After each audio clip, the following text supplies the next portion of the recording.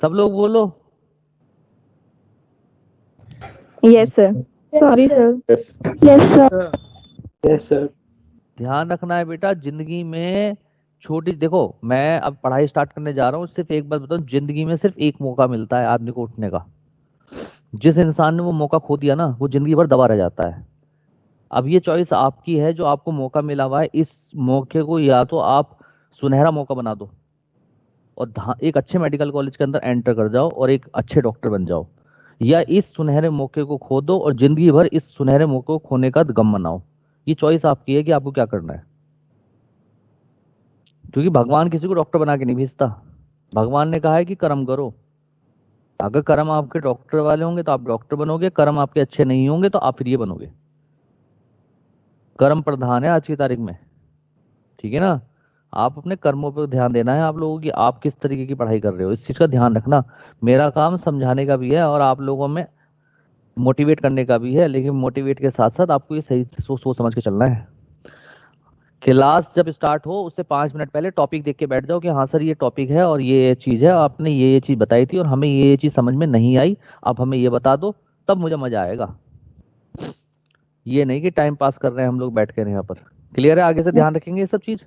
Yes sir, ध्यान रखेंगे। Yes sir. चलिए, और हमेशा ना जब भी क्लास में आओ, कोई बच्चा खाली पेट नहीं आएगा, ब्रेकफास्ट करके आएगा। चाहे थोड़ा लो, लाइट लो, ब्रेकफास्ट करके आया करो, ताकि सर में दर्द ना हो और आपको स्ट्रेस ना आए। आदमी के अंदर स्ट्रेस आ जाती है, पता नहीं भूखे प्यासे बैठ के पढ़ाई करते हैं। मेरे को आज तक समझ में नहीं आई ये क्यों होता है। अरे आप घर में हो, आप थोड़ा सा कुछ खा लिया करो और नहा धो के बैठा करो एकदम फ्रेश होके एकदम। कई लोग क्या करते हैं, बिस्तर से उठते हैं सीधे क्लास में बैठ जाते हैं। ये कोई तरीका है? आपको चेंज करना है अपने अंदर भाई। आप भविष्य के डॉक्टर हो यार, आपको डॉक्टर की तरीके से रहना है। करेंगे लाइफ अपनी चेंज, इस तरीके से चेंज लाएंगे, छोटे छोटे चेंज लाइफ में। Yes sir. तो ठीक है ना, आप ही के भले के लिए बोला जाता है सब कुछ। चलिए अब सब चीज भुलाकर स्टार्ट करते हैं तो टॉपिक को। अगला टॉपिक है हमारा हैबिटाट। बेटा हैबिटेट क्या होता है? सब लोग पार्टिसिपेट करेंगे। हैबिटेट क्या है? Living place of animal. जहां पर एनिमल रहते हैं उनको कहा जाता है हैबिटेट। अब एनिमल दो ही जगह रह सकते हैं, या तो लीव्स ऑन लैंड, या तो लैंड के ऊपर रहेंगे तो उन एनिमल्स को बोलेंगे terrestrial animals. Lives in water, जो वाटर में रहेंगे उन्हें बोलेंगे एक्वेटिक एनिमल्स। क्लियर? तो जो टेरेस्ट्रियल एनिमल्स होते हैं वो 3 तरीके के होते हैं। एक होते हैं कर्सोरियल, एक होते हैं आर्बोरियल, एक होते हैं एरियल। कर्सोरियल एनिमल्स वो एनिमल्स होते हैं जो रनिंग करते हैं, रनिंग एनिमल्स होते हैं। जैसे एग्जांपल है हॉर्स, घोड़ा, घोड़ा हमेशा दौड़ता है। कॉकरोच, कॉकरोच को भी आपने दौड़ते हुए देखा होगा, ठीक है। तो कर्सोरियल एनिमल्स। आर्बोरियल एनिमल्स वो होते हैं लीव्स ऑन ट्री, जो पेड़ों पर रहते हैं। जैसे एग्जांपल है बैट और मंकी। एरियल एनिमल्स वो होते हैं लीव्स इन एयर, जो हवा में रहते हैं, जैसे इंसेक्ट और बर्ड्स। क्लियर सबको? Yes sir. Yes sir. चलिए अब बात करते हैं एक्वेटिक एनिमल्स की। एक्वेटिक एनिमल्स जो वाटर के अंदर रहते हैं, ठीक है। अब वाटर के बेटा 2 सरफेस हो सकते हैं, एक अपर सरफेस और एक उसकी बॉटम, ठीक है। Yes sir. एक अपर सरफेस पे रहते हैं और एक कहाँ रहते हैं, बॉटम पर, पानी के, ठीक है। तो leaves at the bottom of water, जो पानी के बॉटम पे रहते हैं, यानी कि सी वाटर जो है उसके बॉटम पे रहते हैं, उन एनिमल्स को कहा जाता है कॉल्ड बेंथिक एनिमल्स। क्या कहते हैं? Benthic animals. Benthic animals. और जो वाटर के सरफेस पे, अपर सरफेस पे रहते हैं, यानी कि leaves at the surface of water, वो 2 तरीके से हो सकते हैं, या तो वो जूप्लैंक्टन होंगे या नेक्टॉन होंगे। जूप्लैंक्टन जो होते हैं बेटा वो पैसिवली फ्लोटिंग एनिमल होते हैं, और नेक्टॉन होते हैं एक्टिवली फ्लोटिंग एनिमल्स। मतलब क्या हुआ, यानी कि दोनों ही सरफेस पे प्रेजेंट है। एक तो उन एनिमल्स का ग्रुप है जो सरफेस पे रह रहा है और बिल्कुल पैसिवली है, यानी कि मूवमेंट नहीं कर रहा, बस वहां पे बैठा है, दैट इज कॉल्ड जूप्लैंक्टन। नेक्टॉन में क्या होता है, ये वो ग्रुप ऑफ एनिमल्स है जो लगातार स्विमिंग कर रहे हैं, सरफेस पे तैर रहे हैं ग्रुप की फॉर्म में, that is called nekton. Clear है? सर नेक्टॉन का एग्जांपल है? नेक्टॉन का कोई एग्जांपल है? नेक्टॉन के एग्जांपल्स तो एनिमल्स में कुछ भी हो सकते हैं, जैसे काफी सारी फिश होती हैं जो एक्टिवली फ्लोटिंग करती हैं ग्रुप की फॉर्म में। ओके सर, आगे आएंगे। तो जूप्लैंक्टन जो है बेटा क्या है, aggregation of passively floating animals. Aggregation का मतलब क्या होता है, group. Aggregation of passively floating animals which lives at the surface of water, ठीक है। अगर पैसिवली फ्लोटिंग एनिमल्स का एग्रीगेशन है, ग्रुप है, सरफेस ऑफ वाटर पे तो आप कहोगे जूप्लैंक्टन, और अगर aggregation of actively floating animals है lives at the surface of water, उनको क्या कहेंगे आप लोग? यस बताओ जल्दी से। नेक्टॉन। नेक्टॉन। नेक्टॉन। ठीक है, चलिए अगला है बेटा वाटर। देखो बेटा वाटर टू टाइप का होता है, एक होता है मैरीन वाटर और एक होता है फ्रेश वाटर। बहुत ही सिंपल कॉन्सेप्ट है कि मैरीन वाटर वो वाटर होता है जो सी में मिलता है, जो समुद्र में मिलता है। तो सी वाटर को आप बोलते हो मैरीन वाटर। और सी के अलावा जहां भी आप पानी देख रहे हो, चाहे वो पॉन्ड्स में हो, तालाब में हो, चाहे वो ग्लेशियर्स में हो, झरनों में हो, चाहे वो रिवर में हो, नदियों में हो, सभी वाटर को, पानी को क्या कहेंगे हम? Fresh water. क्लियर? तो यानी कि मैरीन वाटर हो गया सी वाटर, और फ्रेश वाटर क्या हो गया? Other than marine water like ponds, glaciers and river. Clear? Yes sir. Yes sir. Yes sir. तो अगला टॉपिक आता है हैबिट। हैबिट क्या होती है? ठीक है, देखिए हैबिट जो होती है, हैबिट को कहा जाता है नेचर ऑफ एनिमल, एक तरह से आदत। एनिमल्स की नेचर को हम बोलते हैं हैबिट। जैसे कुछ एनिमल्स होते हैं सॉलिटरी और ससाइल। What is solitary? Solitary meaning क्या है? अलोन। लीव्स अलोन, जो अकेले रहना पसंद करते हैं एनिमल्स, जो अकेले रहना पसंद करते हैं, उन एनिमल्स को कहा जाता है सॉलिटरी और ससाइल एनिमल्स। जैसे एग्जांपल है हाइड्रा, सेकंड एग्जांपल है ग्रासोपर। आपने देखा होगा टिड्डा जो होता है हरे कलर का, वो अकेले होता है, ग्रुप में नहीं होता। और हाइड्रा भी ग्रुप में मूव भी नहीं करता है। क्या चीज? वो ज्यादातर मूव भी नहीं करते हैं। हाँ, मूव भी नहीं करता है। ठीक है, ठीक है। तो Excuse me, सॉलिटरी, sir. हाँ बेटा। सर निच और हैबिटेट एक ही चीज है? क्या चीज? नेचर सर और निच और हैबिटेट एक ही चीज है? बेटा नीचे अलग चीज है, नीचे एक लाइन होती है, वो आप बॉटनी में पढ़ोगे, इकोलॉजी में। ठीक है ना? Okay sir. नीचे अलग चीज है, वो एक लाइन होती है। ठीक है, जो दो हैबिटाट को क्या कर देती है? चेंज कर देती है। ठीक है। Okay sir. हाँ, तो सॉलिटरी और ससाइल जो है लीव्स एलोन, जो एनिमल्स अकेले रहना पसंद करते हैं उनको कहा जाता है सॉलिटरी और ससाइल एनिमल्स। जैसे एग्जांपल है हाइड्रा और सेकंड एग्जांपल है ग्रासहोपर। ठीक है, इसके बाद अगला कॉन्सेप्ट है कॉलोनियल और ग्रीगेरियस। बेटा कॉलोनियल और ग्रीगेरियस में दोनों में he leaves in a group में रहते हैं animals. Lives in a group, lives in a group, लेकिन डिफरेंस क्या है दोनों के अंदर? कॉलोनियल एनिमल्स में lives in a group and cooperative to each other, यानी कि वो एनिमल्स जो ग्रुप में रहते हैं और एक दूसरे के साथ क्या करते हैं? कोऑपरेट करते हैं, ऐसे एनिमल्स को कहा जाता है कॉलोनियल एनिमल्स। जैसे एग्जांपल है ant, honey bee, termite et cetera. आपने देखा होगा आंट, चींटियां, आपने देखा होगा जहां पर जिधर साइड एक चींटी चलती है उसके पीछे पीछे सारी चींटियां चलती हैं, क्योंकि एक दूसरे से उनका इंटरेक्शन होता है। हनी बी में भी ऐसी होता है, एक तरफ जहां पे हनी बी चलेगी सारी उसके पीछे पीछे चलेगी। तो इस तरीके से जो एक दूसरे, जो ग्रुप में रहती हैं और एक दूसरे के साथ कोऑपरेट करते हैं, ऐसे एनिमल्स को हम बोलते हैं कॉलोनियल एनिमल्स। जैसे एग्जांपल है ant, honey bee, termite et cetera. Gregarious वो होते हैं लीव्स इन ए ग्रुप, जो ग्रुप में रहते हैं but not cooperative to each other, लेकिन एक दूसरे से मतलब नहीं रखते, एक दूसरे के साथ इंटरेक्शन नहीं रखते, ऐसे एनिमल्स को कहा जाता है gregarious animal.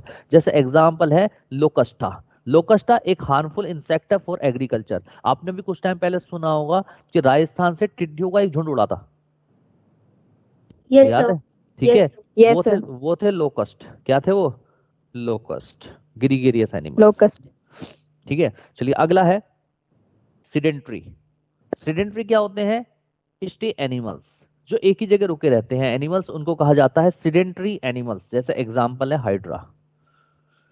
Free living animals, free living animals वो होते हैं जो पानी में तैरते रहते हैं लेकिन किसी से मतलब नहीं रहता उनका, बिल्कुल फ्रीली लिविंग करते हैं, इंडिपेंडेंटली लिविंग करते हैं जो animals, this is called free living animals. Clear है सब लोगों को? Yes sir. चलिए अगला है ऑटोट्रॉफ्स। ऑटो मतलब होता है सेल्फ और ट्रॉप्स मतलब फूड, जो अपना फूड खुद बनाते हैं, यानी कि सेल्फ मेकिंग फूड, अपना फूड खुद बनाते हैं, उनको कहा जाता है ऑटोट्रॉप्स। जैसे एग्जांपल क्या है? Green plants. क्या एग्जांपल है? Green plants. Green plants. अब आपका अच्छा एक बार बताओ, मैंने यहाँ पे ऑल प्लांट्स क्यों नहीं लिखा? क्योंकि सब नहीं बनाते सर अपना खाना। हाँ, हेटरोट्रॉप्स भी कुछ ऐसे जिसमें क्लोरोप्लास्ट होगा, क्लोरोफिल होगा सर, जिसमें क्लोरोफिल होगा सिर्फ वही बनाएंगे, इसलिए मैंने जिक्र करा यहाँ पे ग्रीन प्लांट्स। देखो क्वेश्चंस को इस तरीके से डिजाइन किया गया है कि सारे क्वेश्चंस आपको बिल्कुल तीर की तरह लगेंगे, बस आपको इन्हें याद करने हैं प्रॉपरली। हमने कहा हेट्रोट्रॉप्स, हेट्रो मतलब होता है अदर, ट्रॉप्स मतलब फूड, यानी कि जो अदर सोर्सेज से फूड को इनटेक करते हैं उनको कहा जाता है हेट्रोट्रॉप्स, यानी कि टेक्स फूड फ्रॉम अदर्स। जैसे एग्जांपल है एनिमल्स, हम लोग हेट्रोट्रॉप्स है। कैप्रोफेगस क्या होते हैं? कैप्रोफेगस फीड्स ऑन फीकल मैटर, जो फीकल मैटर के ऊपर फीड करते हैं। जैसे एग्जांपल है पिग और रैबिट। कैनाबिल्स, कैनाबिल्स क्या होते हैं? कैनाबिल्स वो एनिमल्स होते हैं जो अपनी ही स्पेसीज के मेंबर को या अपने ही बच्चों को खा जाते हैं, यानी कि feeds A member of own species. Example जैसे स्नेक्स। सेप्रोजोइक, सेप्रो वर्ड आता है बेटा डेड के लिए, डेड ऑर्गेनिक मैटर के लिए क्या आता है? सेप्रो। क्या आता है बेटा? सेप्रो वर्ड आता है। सेप्रो।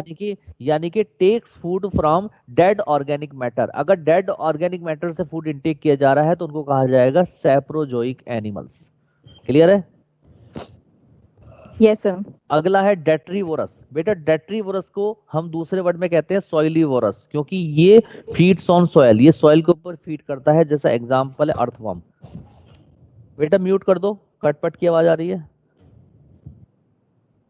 तो डेट्रीवोरस को ही सॉइलीवोरस कहते हैं, यानी कि फीड्स ऑन सॉइल, जो सॉइल के ऊपर फीड करता है उस एनिमल्स को क्या कहते हैं? Detritivores animal. जैसे एग्जांपल बताओ जल्दी से सब लोग। अर्थवर्म। अर्थवर्म। एक बच्चे ने बोला, इतना इतना ज्यादा बोलने के बाद में ना एक बच्चे ने आंसर दिया अर्थवर्म। Earthworm sir. हाँ आगे बाकी बच्चे तो इतने थके हुए, बेटा इतना थके हुए ना जीवन में, क्या बताओ, बोलते समय भी थकावट होती है। मैं तुम्हें तब तक करता रहूंगा इस तरीके से ना, सुई चुप होता रहूंगा जब तक तुम लोग ना बोलना नहीं सीखोगे। तुम लिटरली, तुम्हें सिखाना पड़ेगा एक एक चीज। जब तक तुम्हें चोट नहीं लगेगी ना मन में, तब तक नहीं करोगे तुम जीवन में कुछ। घर में कोई सुनाने वाला नहीं है क्या तुम्हें? Yes sir. कोई बात नहीं, मेरा फोटो लगा लो वहां पे घर पे, ठीक है ना, वो सुनाया करेगा तुम्हें डेली, अगर मुझे बताया। हाँ ठीक है। चलिए अगला है बेटा पैरासाइट। पैरासाइट, बेटा पैरासाइट्स क्या होते हैं? पैरासाइट्स वो होते हैं विच कॉजेज डिसीज, जो बीमारी कॉज करते हैं उनको बोलते हैं पैरासाइट्स। अब पैरासाइट्स टू टाइप के हो सकते हैं, एक होते हैं एक्टोपैरासाइट, एक होते हैं एंडोपैरासाइट। एक्टोपैरासाइट क्या होते हैं? जो होस्ट की बॉडी के बाहर होते हैं, जैसे लीच, जैसे टिक, जैसे माइट्स, ये सारे क्या हैं? एक्टोपैरासाइट, यानी कि present outside the host body. Example जैसे लीच, ठीक है। एंडोपैरासाइट्स क्या होते हैं? Present inside the host body, जो बॉडी होस्ट बॉडी के अंदर मिलते हैं उनको कहा जाता है एंडोपैरासाइट्स। एंडोपैरासाइट्स का एग्जांपल क्या है? फैस्यूला हिपेटिका, जिसको हम बोलते हैं शीप लीवर फ्लूक, ये शीप के लीवर में मिलता है। टेप वॉर्म, इसको बोलते हैं pork tape warm. Ascaris, Ascaris कहाँ मिलता है? इंटेस्टाइन में मिलता है, एटसेट्रा। तो ये सारे एग्जाम्पल किसके हैं? एंडोपैरासाइट के। किसके एग्जाम्पल है? एंडोपैरासाइट। हाँ अब बेटा जो पैरासाइट्स होते हैं ये टू टाइप की कैटेगरी में आते हैं। एक बोलते हैं मोनोजेनेटिक पैरासाइट, एक होते हैं डाइजेनेटिक पैरासाइट। मोनोजेनेटिक पैरासाइट, मैंने कहा मोनो, मोनो मतलब क्या होता है? सिंगल, और जेनेटिक मतलब होस्ट। अगर पैरासाइट की लाइफ साइकिल एक होस्ट के अंदर कंप्लीट हो जाए तो बोलेंगे मोनोजेनेटिक पैरासाइट, और अगर लाइफ साइकिल होस्ट पैरासाइट की दो होस्ट के अंदर कंप्लीट हो तो बोलेंगे डाइजेनेटिक पैरासाइट। यानी कि मोनोजेनेटिक में life cycle complete in single host, अगर एक होस्ट के अंदर लाइफ साइकिल कंप्लीट हो रही है तो मोनोजेनेटिक पैरासाइट। और डाई मतलब टू, जेनेटिक मतलब host, life cycle complete in two host, अगर दो होस्ट के अंदर लाइफ साइकिल कंप्लीट हो रही है तो ऐसे पैरासाइट्स को आप बोलोगे डाइजेनेटिक पैरासाइट। क्लियर है सबको? Yes sir. ठीक है। अब मोनोजेनेटिक पैरासाइट के एग्जाम्पल क्या है? सबसे पहला एग्जाम्पल है एस्केरिस, सेकेंड एग्जाम्पल है ट्राइक्यूरियस, और थर्ड एग्जाम्पल है एंटीरोबियस एटसेट्रा। तो एस्केरिस, ट्राइक्यूरियस और एंटीरोबियस, इन तीनों का, ये तीनों ही मोनोजेनेटिक होस्ट है, मोनोजेनेटिक पैरासाइट है, और उनका एक होस्ट है और उस होस्ट का नाम क्या है? मैन। कौन है इसका होस्ट? जल्दी बोलो। मैन। यानी कि ये जो तीनों के तीनों पैरासाइट्स हैं, इन तीनों की लाइफ साइकिल किसके अंदर कंप्लीट होती है? मैन के अंदर कंप्लीट होती है। ठीक है। हाँ, डाइजेनेटिक पैरासाइट जो होते हैं इनकी लाइफ साइकिल दो होस्ट के अंदर कंप्लीट होती है। फर्स्ट होस्ट को बोलते हैं प्राइमरी होस्ट, सेकंड वाले को बोलते हैं सेकेंडरी होस्ट या इंटरमीडिएट होस्ट। एग्जाम्पल जैसे मैंने कहा फैस्यूला हिपेटिका, तो बेटा जो फैस्यूला हिपेटिका है इसको बोलते हैं शीप लीवर फ्लूक। क्या बोलते हैं? Sheep liver sheep liver Sheep हाँ, तो ये डाइजेनेटिक पैरासाइट है, तो इसके दो होस्ट होंगे, एक होता है प्राइमरी होस्ट, एक होता है सेकेंडरी होस्ट। प्राइमरी होस्ट इसका शीप और गॉट होता है, और सेकेंडरी होस्ट इसका होता है स्नेल, जिसका जूलॉजिकल नेम है प्लेनोर्बिस। क्लियर? डाइजेनेटिक पैरासाइट का सेकंड एग्जांपल है टीनिया सोलियम, और थर्ड एग्जांपल है वूचीरिया बेनक्रॉफ्टाई। तो ये सारे एग्जांपल जो हैं डाइजेनेटिक पैरासाइट्स के हैं। क्लियर है सबको? Yes sir. Sir Plasmodium vivax इसमें ही आएगा ना? क्या चीज? Sir Plasmodium vivax. हाँ, प्लाज्मोडियम जो है डाइजेनेटिक पैरासाइट है। उसका प्राइमरी होस्ट क्या होता है? मैन। सेकेंडरी होस्ट क्या होता है उसका? फीमेल एनोफिलिस मॉस्किटो, जो कि वेक्टर का काम करता है। क्लियर? चलिए अगला है सेंजुवरस एनिमल। सेंजुवरस का मतलब क्या होता है? सेंजू वर्ड किसके लिए आता है? ब्लड सक करने के लिए, यानी कि वो एनिमल्स जो फूड की फॉर्म में ब्लड को सक करते हैं, यानी कि एनिमल्स विच सक ब्लड एज ए फूड की तरह ब्लड को सक करते हो, ऐसे एनिमल्स को बोलते हैं सेंजुवरस एनिमल। सेंजुवरस एनिमल्स का एग्जांपल बताइए आप सोचकर, क्या हो सकता है? पहला एग्जांपल मॉस्किटो। लिख लो यहाँ पर, लिख लो यहाँ पर, अपना रफ में लिख लो mosquito. Second example leech. Leech, very good, leech हो सकता है, बिल्कुल सही। थर्ड एग्जांपल, एक एग्जांपल और लिख लो यहाँ पे, साइक्लोस्टोमेटा। सेकेंड एग्जांपल लिख लो, मैं लिख देता हूं यहाँ पर, साइक्लोस्टोमेटा।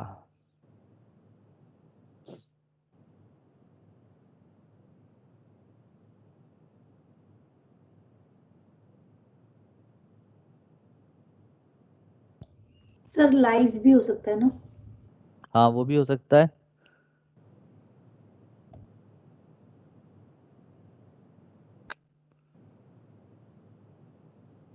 Yes sir. चलो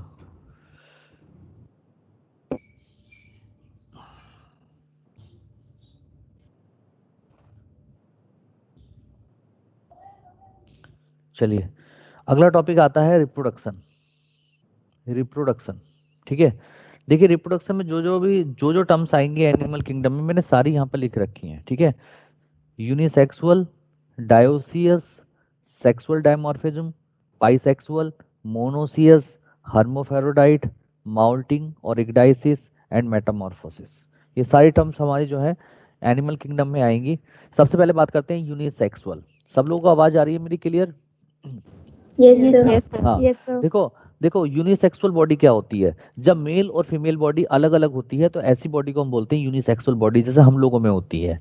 यानी कि मेल बॉडी अलग है, फीमेल बॉडी अलग है, तो मेल और फीमेल बॉडी जब अलग अलग होती है तो हम बोलते हैं यूनिसेक्सुअल बॉडी, और इस कंडीशन को हम नाम देते हैं डायोसियस कंडीशन। क्या बोलते हैं? डायोसियस। तो देखो लिखा है separate male and female body and this condition is called dioecious.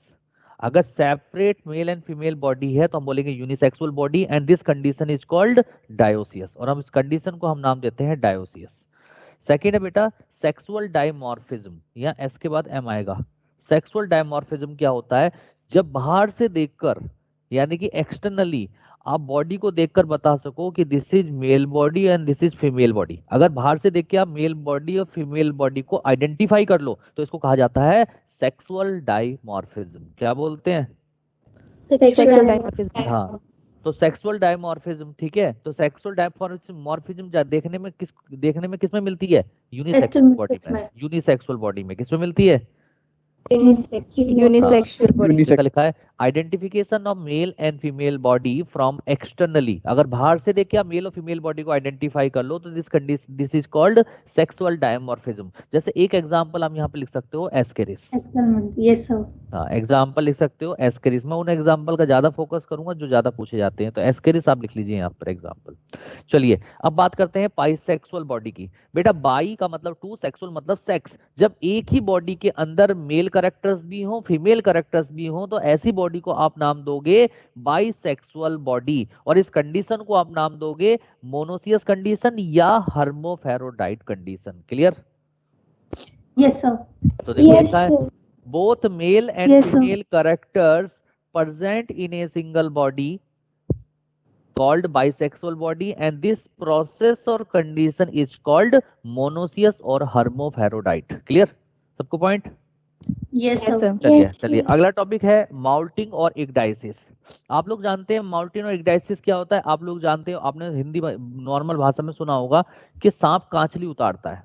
यानी Yes. कि सांप क्या करता है, अपने जो एक्सटर्नल लेयर्स हैं उनको शेड कर देता है, जो कि व्हाइट कलर का एक खोल होता है जिसको वो रिलीज करता रहता है, उसको हम बोलते हैं माउल्टिंग और एग्डाइसिस।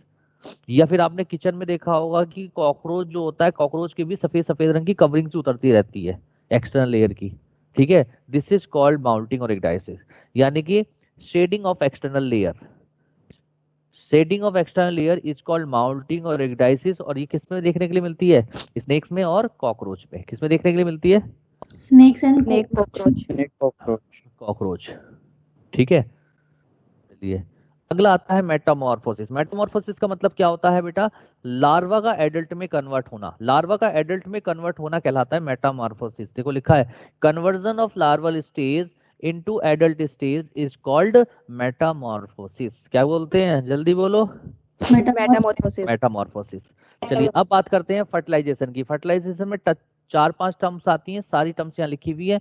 इंटरनल फर्टिलाइजेशन क्या होता है, एक्सटर्नल फर्टिलाइजेशन क्या होता है, सेल्फ फर्टिलाइजेशन क्या होता है, क्रॉस फर्टिलाइजेशन क्या होता है, प्रोटेंड्रस कंडीशन क्या होती है, प्रोटोगाइनी कंडीशन क्या होती है, सारी बातें यहाँ लिखी हुई हैं। देखो मैं बहुत सिंपल वर्ड में बताऊंगा।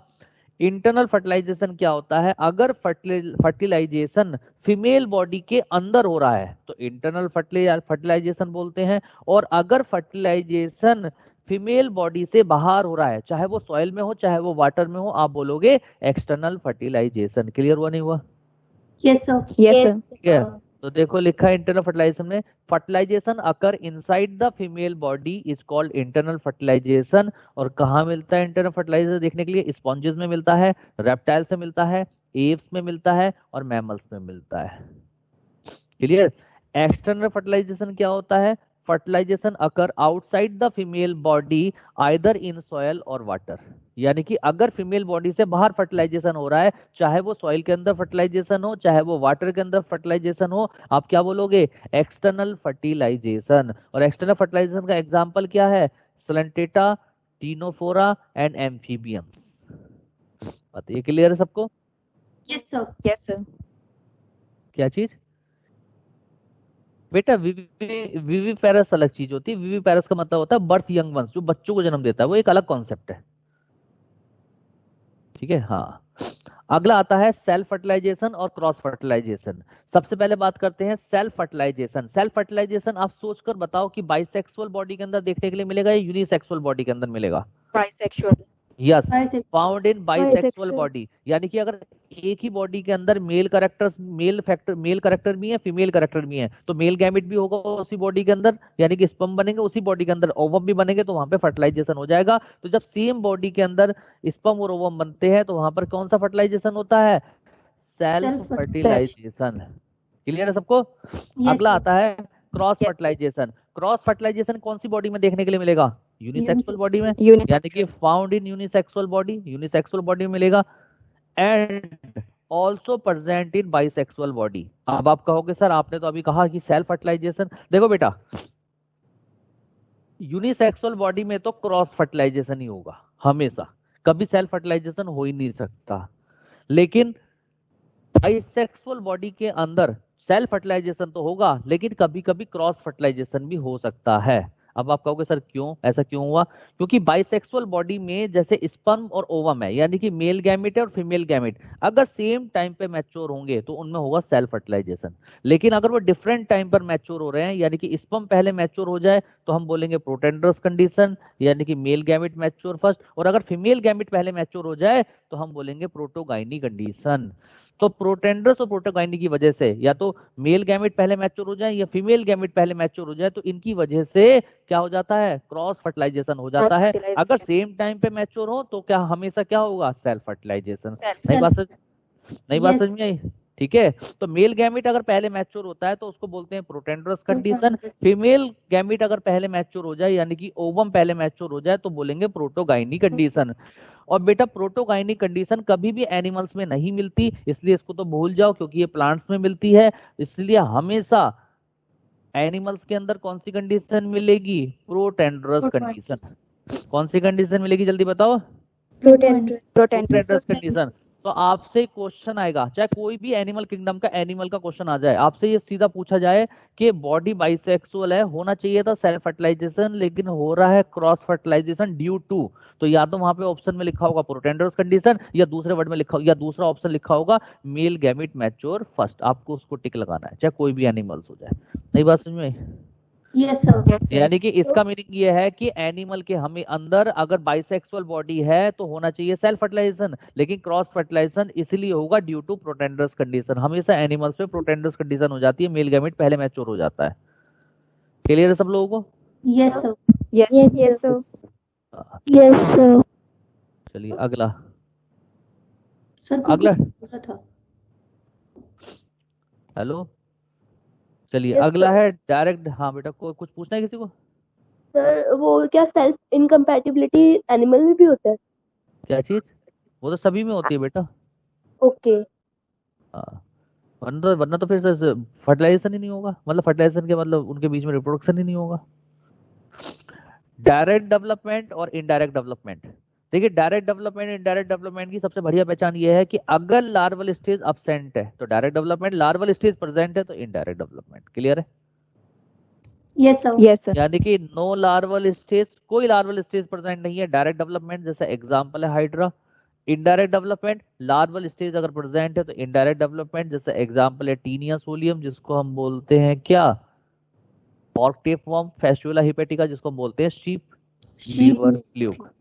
ठीक है, लीवर फ्लूक। चलिए एक अगला एक टर्म और आती है telogenic testis. What is telogenic testis? देखो बेटा क्या होता है, अगर हम अपनी बात करें तो टेस्टिस के दो पार्ट होते हैं, एक होता है एंटीरियर, एक होता है पोस्टीरियर पार्ट। हमारे अंदर जो टेस्टिस का एंटीरियर और पोस्टीरियर पार्ट है दोनों ही फंक्शनल होते हैं, दोनों ही स्पर्म का फॉर्मेशन करते हैं, लेकिन एस्केरिस में क्या होता है, केवल एंटीरियर पार्ट फंक्शनल होता है, टेस्टिस का केवल एंटीरियर पार्ट स्पर्म बनाता है, पोस्टीरियर पार्ट स्पर्म नहीं बनाता। तो जब टेस्टिस का एंटीरियर पार्ट जो है वो फंक्शनल हो तो ऐसी टेस्टिस को हम नाम देते हैं telogenic testis. Clear? Yes yes sir. Sir.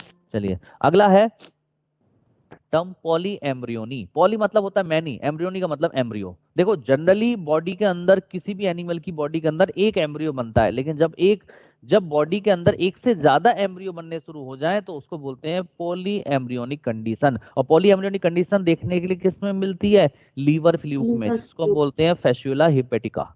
तो देखो लिखा है more than one embryo present, अगर एक से ज्यादा एम्ब्रियो बॉडी के अंदर बन रहे हैं तो आप बोलोगे पॉली एम्ब्रियोनिक कंडीशन। और पॉली एम्ब्रियोनिक कंडीशन कहाँ देखने के लिए मिलती है, जल्दी से बता दो। लीवर फ्लूक, हाँ, फैस्टुला। जिसका जूलॉजिकल नेम है फैस्टुला हिपेटिका, शीप लीवर फ्लूक बोलते हैं सर। कई बार। हाँ सर फिश भी होता है क्या? सर ह्यूमंस के अंदर जैसे जो ट्विन्स होते हैं सर, बेटा वो एक अलग चीज है, वो पॉली एम्ब्रियोनिक कंडीशन वो एक अलग चीज है, वो मोनोजाइगोटिक डाइजाइगोटिक जाइगोटिक ट्विंस है। ठीक है ना? हाँ बट सर जैसे अब दो एम्ब्रियो तो बन रहे हैं ना सर। हाँ तो डाइजाइगोटिक हो जाएंगे वो। सर बट फिर पॉली एम्ब्रियोनी में नहीं रखेंगे उनको? बेटा वो तो कभी कभी होते हैं, हर एक आदमी का थोड़ी ना होता है, वो तो रेयरली होते हैं। नो आप तो कॉमन चीजों को लोगे ना फीचर में, रेयर चीजों को तो अलग से लिखोगे ना। हाँ फिशेस पे होता है सर? है, फिशेस में? हाँ कुछ फिश ऐसी हैं जो पॉली एम्ब्रियोनी है, वो जब तुम आगे पढ़ोगे सब आएगा, तुम ज्यादा दिमाग ना लगाओ, जितना बताया सिर्फ उतना रखो। ठीक है, चलिए अगला टॉपिक क्या है, जल्दी बोलो। मेटाजेनेसिस। मेटाजेनेसिस या Metagenesis। इसका दूसरा नाम होता है ऑल्टरनेशन ऑफ जनरेशन। बेटा मेटाजेनेसिस या ऑल्टरनेशन ऑफ जनरेशन देखने के लिए दो एनिमल्स में देखने के लिए मिलता है, एक ओबेलिया में, एक फाइसेलिया। और ओबेलिया और फाइसेलिया दोनों ही किस फाइलम में बिलोंग करते हैं? सिलेंट्रेटा में। किस में बिलोंग करते हैं? Salentrata। बेटा नीट में सबसे ज्यादा क्वेश्चन आता है इस टॉपिक पे, मेटाजेनेसिस और अल्टरनेशन ऑफ जनरेशन पर, इसलिए ध्यान से सुनना, बहुत ही आसान है, कुछ भी नहीं है। देखो बेटा जो सिलेंट्रेटा होते हैं, सिलेंट्रेटा जो फाइलम है उसके अंदर टू टाइप की बॉडी फॉर्म मिलती है, एक मिलती है पॉलीफॉर्म और एक मिलती है मेड्यूसा फॉर्म। पॉलीफॉर्म देखने में कैसी दिखाई देती है? देखो शेप कैसी दिखाई दे रही है, सिलिंड्रिकल शेप होती है। पॉलीफॉर्म कैसी शेप होती है? सिलेंड्रिकल। हाँ सिलिंड्रिकल शेप होती है। जबकि मेड्यूसा फॉर्म कैसी होती है, कैसी दिखाई दे रही है? Umbrella shape, umbrella shape. जैसे छाता होता है उसकी तरह शेप होती है। और देखो ये जो पॉलीफॉर्म है अटैच विद सबस्ट्रेटम, सबस्ट्रेटम से अटैच्ड होती है, और ये क्या होती है बेटा, फ्री स्विमिंग होती है, पानी में तैरती रहती है। क्लियर? इसमें देखो ऊपर की तरफ ये वाला जो पोर्शन दिखाई दे रहा है ये माउथ है, और माउथ से क्या निकल रहे हैं, टेंटिकल्स निकल रहे हैं। ऐसे ही यहाँ पे टेंटिकल्स नीचे की तरफ निकल रहे हैं, तो इसका मतलब यहाँ पे mouth and tentacles facing upwardly ऊपर की तरफ है, और जबकि यहाँ पे माउथ और टेंटिकल्स फेसिंग डाउनवर्डली। ठीक है? अब क्या होता है, पॉलिप जो फेज है बेटा ये एसेक्सुअल फेज को रिप्रेजेंट करती है, क्योंकि इसके अंदर एसेक्सुअल रिप्रोडक्शन हो सकता है, और वो एक सेक्सुअल रिप्रोडक्शन कौन सा होता है, बडिंग, बड बनती है इसके अंदर। जबकि मेडुसा जो है बेटा सेक्सुअल फेज को रिप्रेजेंट करती है, क्योंकि इसके अंदर गैमेट बनते हैं, मेल गैमेट और फीमेल गैमेट बनते हैं, स्पर्म और ओवम। बोलो यस या नो? Yes sir. ठीक है, तो होता क्या है, बहुत आसान है। देखो ये पॉलिप फॉर्म है और ये मेडुसा फॉर्म है।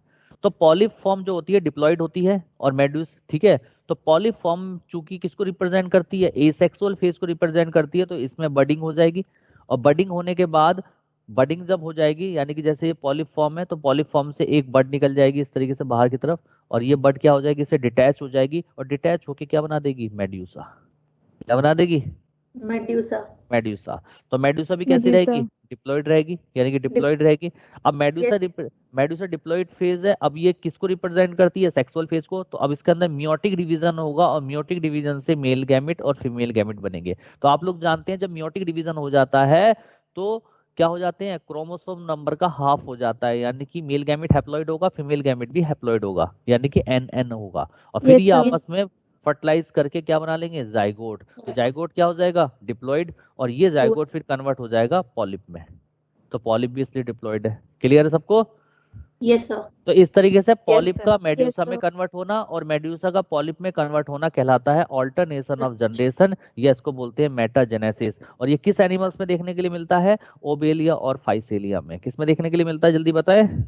Obelia and Physalia. Yes, Obelia and Physalia के अंदर मिलता है। ठीक है, चलिए अब आता है बेटा features of all animals. All animals have, कौन कौन से फीचर्स होते हैं बेटा, सभी एनिमल्स मल्टी सेलुलर बॉडी होती है सभी के पास, मैंने आपको बताया था, और सभी एनिमल्स के पास यूकैरियोटिक सेल होती है।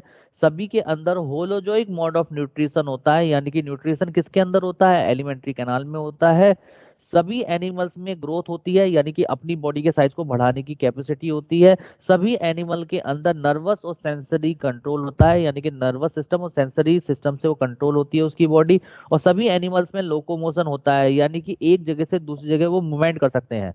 ठीक है, अब आप कहोगे सर हाइड्रा तो रुका हुआ था एक जगह, सेसाइल था, वो मूवमेंट, वो तो नहीं कर रहा मूवमेंट, वो एनिमल क्यों है बेटा, हाइड्रा ज्यादातर टाइम में रुका रहता है, लेकिन मूवमेंट उसके अंदर भी होती है, थोड़ी सी लोकोमोशन वहां भी है। ठीक है, अच्छा, और सभी एनिमल्स में रिप्रोडक्शन होता है। ठीक है, तो ये सारे के सारे फीचर्स किसके हो गए, एनिमल्स के। किसके फीचर हो गए, एनिमल्स के। तो ये थे बेटा सारे के सारे आपके general features of animal kingdom. बताइए सारे जनरल फीचर्स आप लोगों को क्लियर हो गए? Yes sir. किसी को कोई दिक्कत परेशानी बोलो? चलिए, तो एक बार हम छोटा सा रिवीजन ले लेते हैं और उसके बाद फिर आगे की चीज करते हैं। ठीक है, मेहनत तो सारी तुम मुझसे कराओगे, है ना? है ना? मुझे ऐसा लग रहा है नीट का एग्जाम जैसे मैं ही दूंगा, है ना? नहीं सर, ऐसा नहीं है। चलिए, जनरल फीचर्स में बताते जाना। मेटाजोआ बताया था, क्लियर है? बस हाथ खड़ा करना है। क्लियर है? मेटाजोआ, पैराजोआ, यूमेटाजोआ, अरे बोलो। Yes sir. एक बच्चा बोलेगा मैं नहीं में पढ़ाऊंगा, पूरी क्लास बोलो। क्लियर है? Yes sir. जम लेयर में मैंने आपको डिप्लोब्लास्टिक और ट्रिप्लोब्लास्टिक बताया था, क्लियर? Yes sir. इसके बाद बॉडी सिमेट्री बताई थी 4 तरीके की, एसिमेट्री, रेडियल, बाइरेडियल और बाइलेटरल। क्लियर? Yes sir. इसके बाद मैंने आपको स्लोम वाला पढ़ाया था, स्लोम, जो तीन तरीके की स्लोम पढ़ाई थी, ए स्लोम, स्यूडो स्लोम, यू स्लोम। और फिर यू स्लोम के 2 टाइप पढ़ाए थे मैंने आपको, साइजोस्लोम और एंटीरोस्लोम। क्लियर? Yes sir. इसके बाद बॉडी प्लान बताया था, cell aggregate body plan, blind sac body plan और tube within tube body plan. Clear? Yes sir. चलिए, इसके बाद मैंने आज का टॉपिक आप लोगों को लिया है, मैं बता देता हूँ। इसके बाद मैंने आपको बताया था कि tube within tube body plan 2 parts में डिवाइड हो जाता है, प्रोटोस्टॉम और ड्यूटेरोस्टॉम। क्लियर होगा मेरे ख्याल से। Yes sir. इसके बाद मैंने Yes, sir. ग्रेड और लेवल ऑफ ऑर्गेनाइजेशन बताया था। Clear. Yes sir. Yes sir. इसके बाद सर्कुलेटरी सिस्टम पढ़ाया था, ओपन टाइप और close type. Yes sir. Yes इसके बाद मैंने सेगमेंटेशन बताया था, किस किस में मिलता है, एनिलिडा, आर्थ्रोपोडा और कोडेटा में। और मैंने फिर फॉल्स सेगमेंटेशन बताया था, ट्रू सेगमेंटेशन बताया था। Clear. Yes Yes, sir. Yes, sir. Exclusively marriage Yes, sir. बताया था, पोइक्लोथर्मिक और होम्योथर्मिक का कॉन्सेप्ट बताया था। Yes sir. Yes sir. Clear. Yes, sir. इसके बाद एमनियोटिक और एनएमनियोटिक एनिमल्स के बारे में बताया था, फिर स्कल बताई थी, मोनोकोंडाइलिक और डाइकोंडाइलिक। और फिर Yes, sir. आज का टॉपिक मैंने स्टार्ट Yes, किया yes. था हैबिटाट से। क्लियर। और हैबिटाट के बाद Yes. मैंने हैबिट बताई थी, और हैबिट के बाद मैंने क्या बताया था, बोलो क्या कॉन्सेप्ट लिया था, रिप्रोडक्शन। रिप्रोडक्शन। और रिप्रोडक्शन के बाद Reproduction. मैंने बताया आपको मेटाजेनेसिस और अल्टरेशन ऑफ जनरेशन, और फिर एनिमल फीचर्स। क्लियर है सबको ये पॉइंट सारे। Yes, sir. Yes, Yes, yes, sir. yes, Okay, sir. ठीक है, चलिए।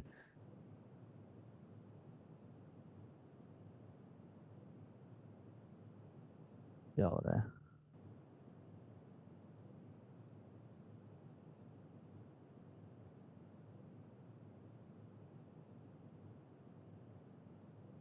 दिख रहा है सबको।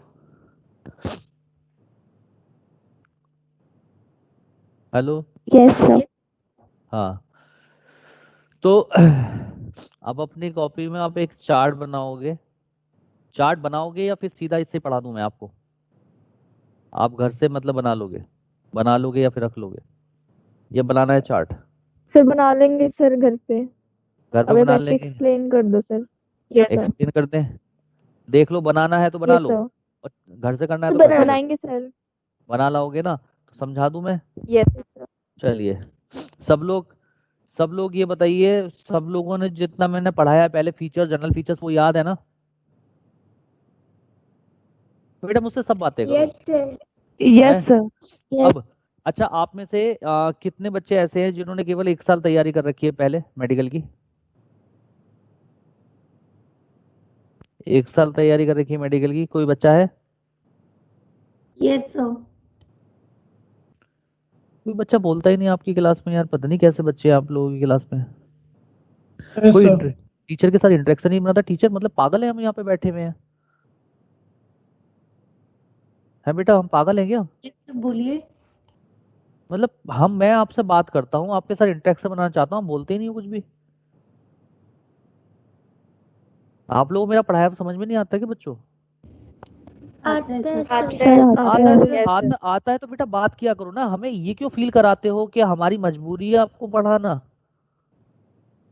मेरी मजबूरी नहीं है बेटा। आप मुझे क्यों ऐसा बार बार फील कराते हो कि मुझे बार बार हमेशा, मैं इंटरेक्शन बनाने की कोशिश करता हूँ, आप बिल्कुल नील पड़े रहते हो। आप बातें करोगे जब सामने वाले से, सभी तो दूसरा वाला भी आदमी बात करेगा, वरना वो क्यों फालतू बात करेगा आपसे? फिर तो डायरेक्टली पढ़ाएगा ना वो। आप लोगों को सिर्फ पढ़ना है, ये सिलेक्शन लेना है, मतलब गाइडेंस चाहिए प्रॉपर। मुझे बता दो आप लोग। सर गाइडेंस चाहिए। गाइडेंस चाहिए सर। आप लोग बिना गाइडेंस के सर होगा नहीं। आप लोगों को बात करनी पड़ेगी। ये जो चीजें हैं मैं क्यों करा रहा हूँ, इसका रीजन ही पता होना चाहिए ना, कि आप में जो सेटिस्फिकेशन जो रेट है वो बढ़े आपका। आप लोगों ने अगर तैयारी मेडिकल की होगी तो आप लोगों ने देखा है कि एनिमल किंगडम में एक तो एग्जाम्पल बहुत परेशान करते हैं, और अगर आप एक पुराने ठर्रे के हिसाब से पढ़ाई करते हो एनिमल किंगडम में, जैसे सबसे पहले पॉरीफेरा पढ़ा, उसके बाद सेलेंटेटा पढ़ा, फिर टीनोफोरा पढ़ा, फिर प्लेटी हेलमिंथीज पढ़ी, फिर एस्केल, तो जैसे जैसे आप फाइलम में आगे बढ़ते जाते हो पिछला भूलते जाते हो, और एक समय ऐसा आता है कि सारे फाइलम के जो फीचर्स है वो मिक्स हो जाते हैं दिमाग में, पता ही लगता क्या हो रहा है। होता है ऐसा? Yes, नहीं sir. होता है? सर ठीक है, Yes, sir. तो उसको निकालने का सबसे बढ़िया तरीका ये है, आप अपने घर में क्या ट्रिक लगाओगे अगर आपके सारे फाइलम आपके दिमाग में मिक्स हो जाए? आप एक चार्ट बनाओगे, और चार्ट बना के उनके बीच में Yes, sir. डिफरेंस करोगे, ठीक है ना? Yes sir. तभी चीजें याद रहेंगी। तो मैंने आपकी मेहनत को आधा से भी आधा कर दिया है, मतलब 1% भी नहीं छोड़ी। मैंने यहाँ पे ऐसा चार्ट बना के डाल दिया पूरा नॉन कोडेड्स का, कि आपका एक भी क्वेश्चन गलत नहीं होगा और सारे क्वेश्चन ठीक हो जाएंगे। ठीक है, Yes, sir. तो ये चार्ट आपके लिए, आपकी मतलब समझ लो एनिमल किंगडम को बिल्कुल आपको ऐसा कर देगा कि आप कहीं भी 5 मिनट के अंदर रिवीजन करके एनिमल किंगडम का टेस्ट दे सकते हो। Yes sir. करिए स्टार्ट। हाँ जी सर। Yes sir. चलिए, यस सर। तो देखो बेटा, हमने यहाँ पे लिया है डिफरेंसेस बिटवीन नॉन कोडेट्स, और नॉन कोडेट्स की शुरुआत हुई थी पॉरीफेरा से, और पॉरीफेरा से और फिर नॉन कोडेट्स कंप्लीट कहाँ हो गए थे? हेमिकोडेटा। यानी कि हेमिकोडेटा के बाद क्या आ गए थे? कोडेट्स आ गए थे। क्या आ गए थे बेटा? कोडेट्स आ गए थे। तो बेटा देखो, इसमें हमने अलग लिया है, यहाँ पे हमने लिया फीचर्स, यानी कि जिसमें हम डिफरेंस लेंगे वो फीचर्स लिए, और उसके बाद फाइलम का नाम लिया। बिल्कुल वही सीक्वेंस हमने ली। सबसे पहले Porifera, Cnidaria, Ctenophora, Platyhelminthes, Aschelminthes, Annelida, Arthropoda, Mollusca, Echinodermata, Hemichordata. बताइए सीक्वेंस, बताइए क्या है ये, बोलिए सब। Sir Porifera, Cnidaria, Ctenophora, Platyhelminths, Aschelminths, Annelida, Arthropods, Mollusca, Echinodermata, Hemichordata. Hemichordata. Clear? तो इसी सीक्वेंस में हम पढ़ेंगे तो एक ही चार्ट में आपको सारे डिफरेंस क्लियर हो जाएंगे। पहला फीचर है मेटाजोआ। देखो मेटाजोआ में मैंने आपको बताया था कि जितने भी all animals are multicellular, comma eukaryotic cell and with holozoic mode of nutrition, यानी कि तीन चीजें होती हैं हाँ, सभी एनिमल्स में। वो मल्टी सेलुलर है, यूकैरियोटिक सेल्स होती है, और होलोजोइक मोड ऑफ न्यूट्रिशन होता है। तो ऑल एनिमल्स को हम मिलाकर क्या बोलते हैं? मेटाजोआ। और मेटाजोआ को मैंने टू कैटेगरीज में डिवाइड किया था, पैराजोआ और यूमेटाजोआ। पैराजोआ में सेल्स लूजली अरेंज थी, तो यानी कि वो टिश्यू और ऑर्गन्स नहीं बनाएंगी। तो ऐसा एग्जाम्पल्स का है पॉरीफेरा। और बाकी सारे के सारे क्या है? यूमेटाजोआ, क्योंकि उनके अंदर सेल्स क्या थी? टाइटली पैक्ड थी, तो वो टिश्यू और ऑर्गन बनाते थे। याद आया नहीं आया? Yes yes sir. तो देखो यहाँ पर मेटाजोआ Yes, में sir. देखो पॉरीफेरा क्या हो गए? पैराजोआ। और पैराजोआ, बाकी निडेरिया से लेकर हेमिकोडेटा तक सब क्या है? यूमेटाजोआ। यूमेटाजोआ। क्लियर है पहला concept? Yes sir. Yes sir. Second concept है Yes, बेटा sir. Germ layer. Germ layer मैंने आपको बताया था, जर्म लेयर के अकॉर्डिंग टू टाइप के एनिमल्स बताए थे, डिप्लोब्लास्टिक और ट्रिप्लोब्लास्टिक। उन्होंने मैंने कहा था अगर टू जर्म लेयर है, एक्टोडर्म और एंडोडर्म, तो डिप्लोब्लास्टिक, और फिर तीनों के Yes, तीनों sir. जर्म लेयर है तो ट्रिप्लोब्लास्टिक। तो बेटा Yes, मैंने sir. वहां पे एग्जाम्पल भी लिखवाया था कि पॉरीफेरा से लेकर टीनोफोरा तक सब क्या होते हैं? डिप्लोब्लास्टिक। और प्लेटी हेलमिन्थीज से लेकर हेमिकोडेटा तक सब क्या है? ट्रिप्लोब्लास्टिक। क्लियर है concept? Yes sir. Yes sir. अगला था सिमेट्री। अगला डिफरेंस था सिमेट्री। मैंने चार तरीके की सिमेट्री बताई थी आप लोगों को। मैंने बताई थी आपको एसिमेट्री, जिसको हम जिसको टू इक्वल पार्ट्स में डिवाइड नहीं कर सकते। सेकंड बताई थी रेडियल सिमेट्री, जिसको हम इक्वल पार्ट्स में डिवाइड कर सकते थे बाई एनी प्लेन, किसी भी प्लेन से। फिर आया था बाई रेडियल सिमेट्री, जिसको हम इक्वल पार्ट्स से डिवाइड कर सकते थे बाई टू वर्टिकल प्लेन। और फिर आया था बाइलेटरल सिमेट्री, जिसमें हम क्या कर सकते थे? बॉडी को इक्वल पार्ट्स में डिवाइड कर सकते थे बाई सिंगल प्लेन। बताया था? Yes sir. Yes sir. तो यहाँ पे देखो पॉरीफेरा में मैंने ये बात भी बताई थी कि पॉरीफेरा मेंबर्स के अंदर most of the Porifera members have asymmetry and some members have radial symmetry. Some members have radial symmetry. Clear है? रेडियल इसके बाद मैंने आपको बताया था सिलेक्ट डेटा में कैसी सिमेट्री होती है? Radial symmetry. सिमेट्री। अच्छा, तीनों फोरम में भी कैसी होगी? Radial symmetry. अब आप कहोगे सर आपने तो बाइरेडियल लिखवाया था वहां पर। मैंने ये बात आपको समझाई थी। मैंने ये भी कहा था कि टीनोफोरा, अगर आपसे पूछा जाए कि Ctenophora have which type of symmetry, और ऑप्शन में रेडियल सिमेट्री भी है और बाइरेडियल भी है, तो आप प्रेफरेंस बाइरेडियल को दोगे। लेकिन इन केस वहां बाइरेडियल नहीं लिखा तो आप फिर किस पे टिक लगाओगे? रेडियल सिमेट्री में। अकॉर्डिंग टू एनसीईआरटी टीनोफोरा को रखा गया है रेडियल सिमेट्री में। क्लियर है आपको? Yes sir. ठीक है। Yes sir. इसके बाद प्लेटी हेलमिन्थीज से लेकर आर्थ्रोपोडा तक सभी में क्या मिलेगी? Bilateral symmetry. Bilateral symmetry. उसके बाद मोलस्का आ जाते हैं। बेटा मोलस्का में मैंने 6 क्लास आप लोगों को बताई थी। पहली क्लास पढ़ाई थी मैंने मोनोप्लेकोपोरा, पॉलीप्लेकोपोरा, स्कैफोपोडा, फिर बताई थी गैस्ट्रोपोडा, पेलिसाइपोडा एंड सिफेलोपोडा। बताई थी नहीं बताई थी? 6 क्लास। जी सर। ठीक है। तो 6 क्लास में से केवल एक क्लास गैस्ट्रोपोडा, उस गैस्ट्रोपोडा क्लास के जो मेंबर है उनमें एसिमेट्री मिलती है। बाकी 5 की 5 क्लास में यानी कि सभी मोलस्का के अंदर कौन सी सिमेट्री मिलती है? Bilateral symmetry. बाइलेटरल। तो देखो लिखा है बाइलेटरल सिमेट्री अकर एक्सेप्ट गैस्ट्रोपोडा क्लास। केवल गैस्ट्रोपोडा क्लास को छोड़कर बाकी सभी मोलस्का के अंदर कैसी सिमेट्री है? Bilateral symmetry. बाइलेटरल सिमेट्री है। अब आप कहोगे, अब मैंने ये बात ही बताई थी कि गैस्ट्रोपोडा क्लास के अंदर जो एसिमेट्री होती है वो क्यों होती है? Due to torsion. याद आया? टॉर्जन बताया था। टॉर्जन में मैंने आपको बताया था Yes, sir. एम्ब्रियोनिक मास जो है 180 डिग्री रोटेट हो जाता है, जिससे माउथ और एनस एक दूसरे के नजदीक आ जाते हैं और सिमेट्री कैसी हो जाती है, एसिमेट्री। ठीक है, तो इसीलिए इस मैकेनिज्म को हम नाम देते हैं टॉर्जन। क्लियर सबको? Yes sir. Yes, sir.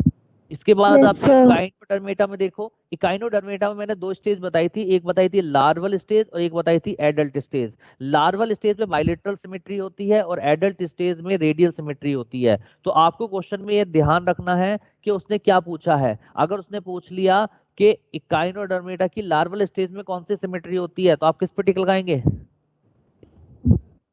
Bilateral. Bilateral. अगर वो पूछ ले लार्वल एडल्ट स्टेज में कौन सी मिलेगी, रेडियल। रेडियल। लेकिन अगर वो क्वेश्चन में ये लिख दे echinoderms have this type of symmetry, यानी कि यहाँ पे उन्होंने क्लियर ही नहीं किया लार्वल एडल्ट, तो आप टिक लगाएंगे रेडियल। रेडियल पे, क्योंकि एडल्ट वाली को कंसीडर करते हैं। ठीक है, बात समझ आई? इसके बाद आता है हेमिकोडेटा। हेमिकोडेटा में कौन सी सिमेट्री मिलती है? Bilateral symmetry. Bilateral symmetry. तो देखो सारे सिमेट्री आपके सामने बिल्कुल एकदम बिल्कुल एकदम, कहीं क्वेश्चन गलत होने के चांस है? No sir. No sir. No, sir बस ये टेबल ही लर्न करनी होगी, बाकी तो उसके एग्जांपल्स Yes, हमने sir. जो आपने स्टार्टिंग में बताए थे वो हो गया चैप्टर। ये टेबल याद तो करके दिखाओ पहले। सर कहर कर तो लेंगे। रहे हो। बेटा कर तो लेंगे, आई तो हम भी बोलते थे कर देंगे, करता तो कोई कुछ नहीं। सर आप सुन लेना नेक्स्ट क्लास में। कर दोगे तो बहुत बड़ी बात है, क्योंकि हमें करना है। Yes sir. वादे तो हम बहुत करते हैं, वादे हम कितने पूरे करते हैं डिपेंड उस पर करती है चीजें। ठीक है ना? मैं तुम लोगों को मजबूत बनाना चाहता हूँ। मेरा मकसद ये नहीं है, मैं इसलिए नहीं आया हूँ आपकी लाइफ में कि मैं टाइम पास करने आया हूँ। मैं इसलिए आया हूँ कि मैं आपका करियर बनाऊं, ताकि आप मुझे जिंदगी भर याद रखो कि विकास सर थे। मतलब हैं सर, तब भी होंगे आप। है सर, Yes. है थे नहीं। हाँ, गलत मतलब निकाल लोगे अब तुम लोग, है ना? Sir, है रहेंगे sir. हाँ, है ठीक है, रहेंगे. चलिए। हाँ बेटा मैं हूँ, मैं कहीं गया नहीं हूँ। तुम लोग ऐसी छोटी छोटी चीजों को बड़ी जल्दी पकड़ लेते हो।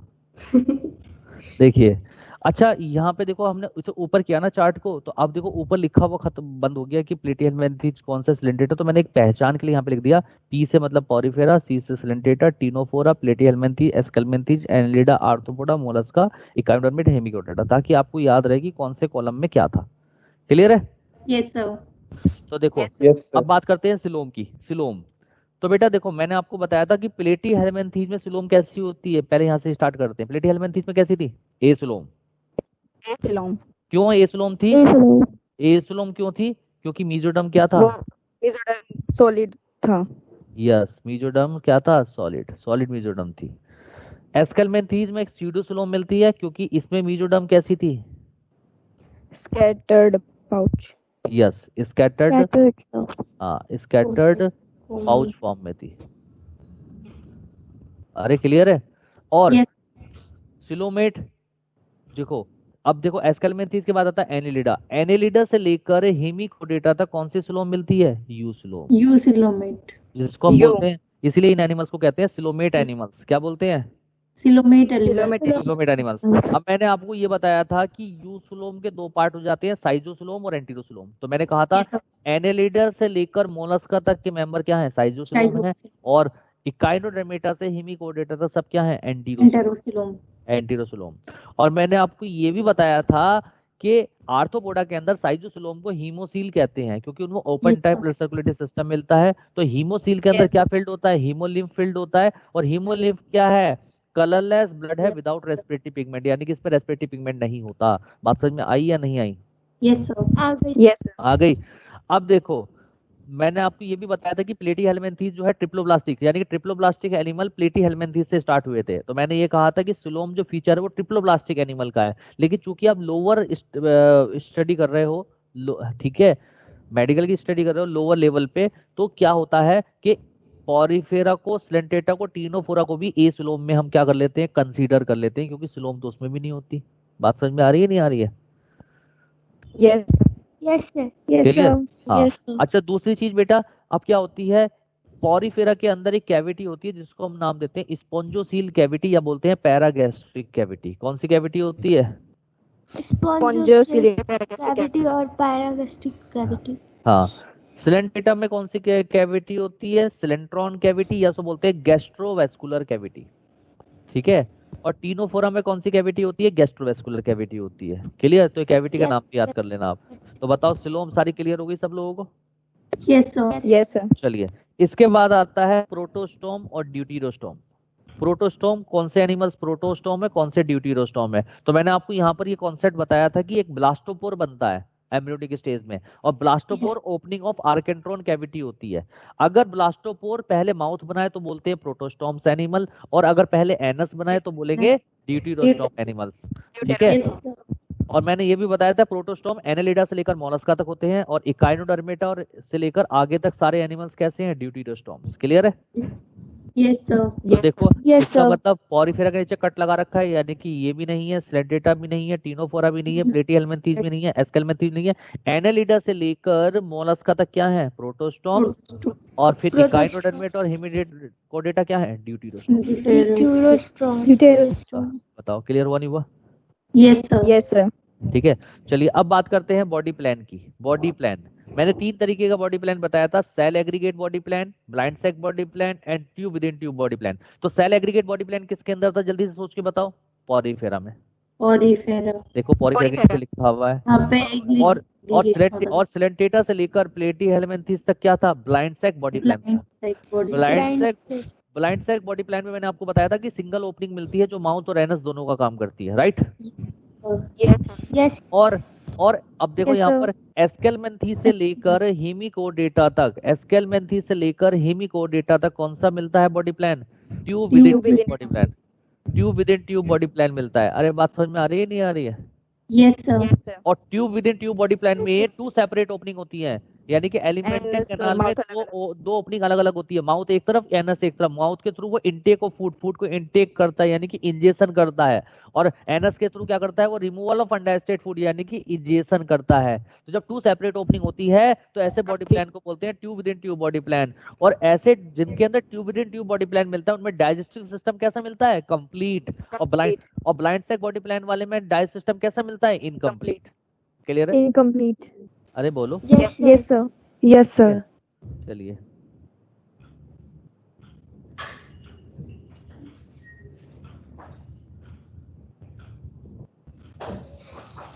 अगला टॉपिक क्या है हमारा? बेटा एक जो कटपट हो रही है ये बंद कर दो। अगला है ग्रेड और लेवल ऑफ ऑर्गेनाइजेशन। मैंने आपको बताया था सेलुलर ग्रेड किस में मिलता है? देखो नीचे पॉरीफेरा। पॉरीफेरा में। और टिश्यू लेवल ग्रेड किस में मिलता है? सिलेंटेटा और टीनोफोरा में। ठीक है? प्लेटीहेल्मिन्थीस में कौन सा मिलता है? टिश्यू ऑर्गन ग्रेड मिलता है। और प्लेटीहेल्मिन्थीस के बाद जो एस्केल्मिन्थीस है, एस्केल्मिन्थीस से लेकर हेमिकोडेटा तक कौन सा मिलता है? ऑर्गन सिस्टम ग्रेड मिलता है। अरे नहीं बात समझ में आई? Yes sir. यस। आगे चलिए, अगली बात करते हैं सेगमेंटेशन की। मैंने आपको बताया था सेगमेंटेशन केवल 3 जगह पे होता है। अगर आप लोग याद करके आए हो ना तो ये क्वेश्चन ये पढ़ने बड़ा मजा आ रहा होगा। जो याद करके नहीं आए ना उनको ऐसा लग रहा होगा पता नहीं दुनिया में क्या हो रहा है, धरती पे क्या हो रहा है। ठीक है? जो लोग पढ़कर आए होंगे ना एक बार, उनको बड़ा मजा आ रहा होगा कि एक सर क्या क्या चीज समझा रहे हैं। ठीक है? इसमें मेरी गलती नहीं है, इसमें आपकी गलती है। अगर आप नहीं घर से पढ़कर आ रहे हो ना तो ये गलती आपकी है। फिर आपको कोई इंसान पढ़ा भी नहीं पाएगा, कोई इंसान आपको फिर कुछ करा भी नहीं पाएगा, क्योंकि हमारा काम पढ़ाने का है, याद करने का, लर्न करने का, उसको याद रखने का काम आपका है। अगर आप अपनी जिम्मेदारियों को पूरा नहीं कर रहे हो और आप दूसरे से चाह रहे हो कि वही करता रहे बस जिम्मेदारी अपनी पूरी, वो गलत है।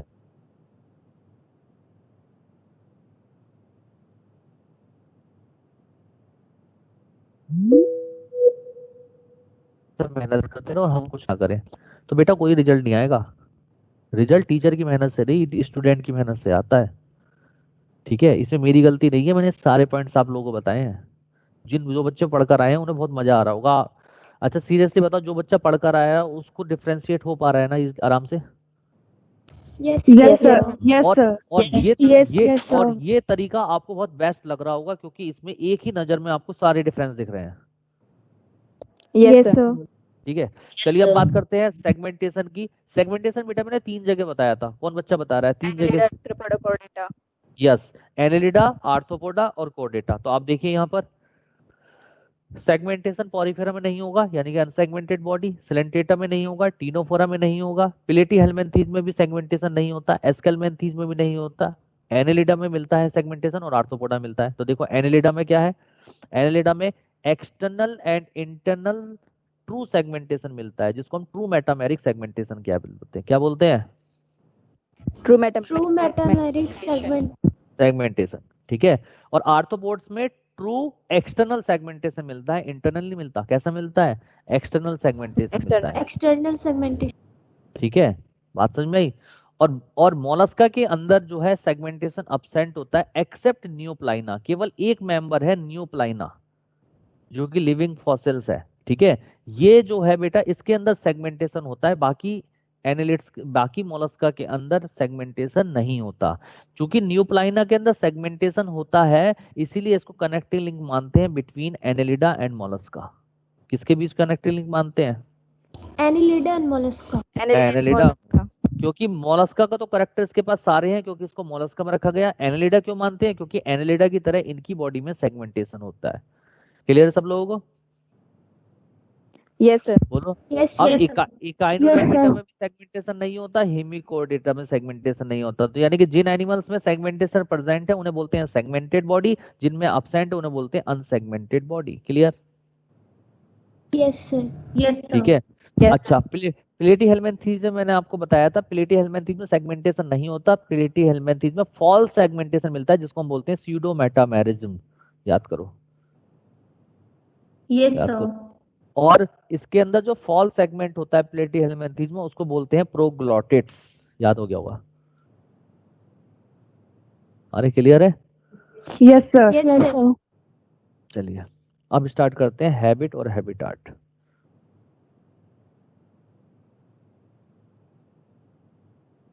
चलिए अगला टॉपिक है हैबिट और हैबिटाट। हैबिट क्या होती है बेटा? Nature of animal. और हैबिटाट क्या होता है? Living place of animal. Living place. Yes sir. ठीक है, चलिए एक एक करके बात करते हैं। सबसे पहले बात करते हैं पॉरीफेरा की। पॉरीफेरा का सुनो पहले। All Porifera members are aquatic, यानी कि सभी मेंबर पानी में मिलते हैं। Mostly marine and few fresh water, यानी कि मोस्टली मैरीन का मतलब ज्यादातर सी वाटर में मिलते हैं, and some fresh water. Some fresh water हैं जो कहाँ पर मिलते हैं? पॉन्ड्स में, रिवर में या ग्लेशियर्स मिलते हैं। जैसे एग्जांपल है स्पॉन्जिला। क्या एग्जांपल है? स्पॉन्जिला। तो स्पॉन्जिला को क्या बोलते हैं? Fresh water sponge. Yes sir. याद आ रहा है? तो देखो लिखा हुआ है, पहला पॉइंट देखिए, एरो के आगे लिखा है all Porifera members are aquatic, mostly marine and few fresh water. Clear सबको? बोलो। Yes sir. अगला है most of the Porifera members are solitary and sessile, यानी कि most of the Porifera members are solitary. Solitary का मतलब क्या बताया था? Live alone. Live alone. And sessile, sessile का मतलब अटैच विद सबस्ट्रेटम, यानी कि सबस्ट्रेटम से अटैच रहते हैं। Yes sir. है ना? एंड फ्यू आर कॉलोनियल, और कुछ होते हैं कॉलोनियल, यानी कि कॉलोनी की फॉर्म में ग्रुप में मिलते हैं। जैसे एग्जांपल है ल्यूकोसोलेनिया। क्या एग्जांपल है? ल्यूकोसोलेनिया। तो बताओ सारा हैबिटेट आपको क्लियर हो गया? तो आपको बताना है, देखो अब देखो पहला, all Porifera members are aquatic, mostly marine, few fresh water. ठीक है, फ्रेश वाटर का एग्जांपल हो गया स्पॉन्जिला, जिसको हम बोलते हैं फ्रेश वाटर स्पंज। इसके बाद most of the Porifera members are solitary and sessile and some are colonial, example Leucosolenia. बताओ इतनी बात नहीं याद कर सकते आप? Yes sir. ठीक है, चलिए अब आता है टीनोफोरा। टीनोफोरा भी पॉरीफेरा से ही रिजेंबल करेगा। टीनोफोरा के मेंबर भी जितने भी हैं, टीनोफोरा नहीं, सिलेंटेट्स के भी जितने मेंबर हैं, ठीक है, वो सारे के सारे वो भी एक्वेटिक होते हैं। क्या है बेटा सारे के सारे? एक्वेटिक। अच्छा, सिलेंटेटा फाइलम का दूसरा नाम क्या है? बोलो। निडेरिया। तो यानी कि all cnidarians are aquatic, mostly marine and few fresh water. और फ्रेश वाटर का एग्जांपल क्या है? हाइड्रा। एग्जांपल क्या है जल्दी बताओ? हाइड्रा। यानी कि पॉरीफेरा की तरह जो सिलेंटेट्स हैं, ऑल सिलेंटेट्स आर एक्वेटिक, सभी पानी में मिलते हैं, मोस्टली मैरीन है। मोस्टली मैरीन का मतलब मोस्टली सी वाटर में मिलते हैं, एंड फ्यू फ्रेश वाटर। और फ्रेश वाटर का एग्जांपल क्या है? हाइड्रा। क्या एग्जांपल है? हाइड्रा। अगला देखो लिखा है हाइड्रा जो होता है, हाइड्रा सॉलिटरी होता है और ससाइल होता है। सॉलिटरी मतलब ये अकेले रहना पसंद करता है, और ससाइल का मतलब ये अटैच्ड विद सबस्ट्रेटम, सबस्ट्रेटम से अटैच रहता है। जबकि ओबेलिया और फाइसेलिया क्या है, कॉलोनियल है, यानी कि ग्रुप में मिलते हैं, और फ्री स्विमिंग है, फ्रीली स्विमिंग करते हैं वाटर के अंदर। तो ओबेलिया और फाइसेलिया कैसे हैं, जल्दी बताओ। कॉलोनियल फ्री कॉलोनियल हाँ, कॉलोनियल और कॉलोनियल पूरा बोला करो। Free swimming. Colonial and free swimming. हाँ, कॉलोनियल एंड फ्री स्विमिंग। और हाइड्रा कैसा है, सेसाइल और solitary and sessile. Solitary and ससाइल। Clear. चलिए Yes, इसके sir. बाद थर्ड फाइलम आता है टीनोफोरा। बेटा देखो, टीनोफोरा के जितने भी मेंबर हैं, all members found in sea water, सभी सी वाटर में मिलते हैं, इसीलिए इनको कहा जाता है एक्सक्लूसिवली मैरीन। क्या बोलते हैं, एक्सक्लूसिवली मैरीन। यस। और टीनोफोरा के जो मेंबर होते हैं वो फ्री स्विमिंग एनिमल्स है, यानी कि फ्रीली स्विमिंग करते हैं पानी के अंदर, वो किसी के ऊपर डिपेंड नहीं करते। बात समझ में आ रही है, नहीं आ रही है, समझ में आ गया हैबिटेट और हैबिट इसकी। चलिए अब Yes, बात sir. करते हैं प्लेटीहेल्मिन्थीज की। देखो बेटा, प्लेटीहेल्मिन्थीज में मोस्टली क्या है, एंडोपैरासाइट्स है, एंड फ्यू क्या है, फ्री लिविंग फ्लैटवॉर्म है। ठीक हो, तो लिखा है mostly endoparasites and few are free living flatworms. और जो ये फ्री लिविंग प्लेटफॉर्म्स होते हैं, इनमें मेनली एक्वेटिक है एंड फ्यू टेरेस्ट्रियल है। मेनली क्या है, एक्वेटिक ज्यादातर पानी में मिलते हैं, एंड फ्यू टेरेस्ट्रियल यानी कि कुछ लैंड पे मिलते हैं।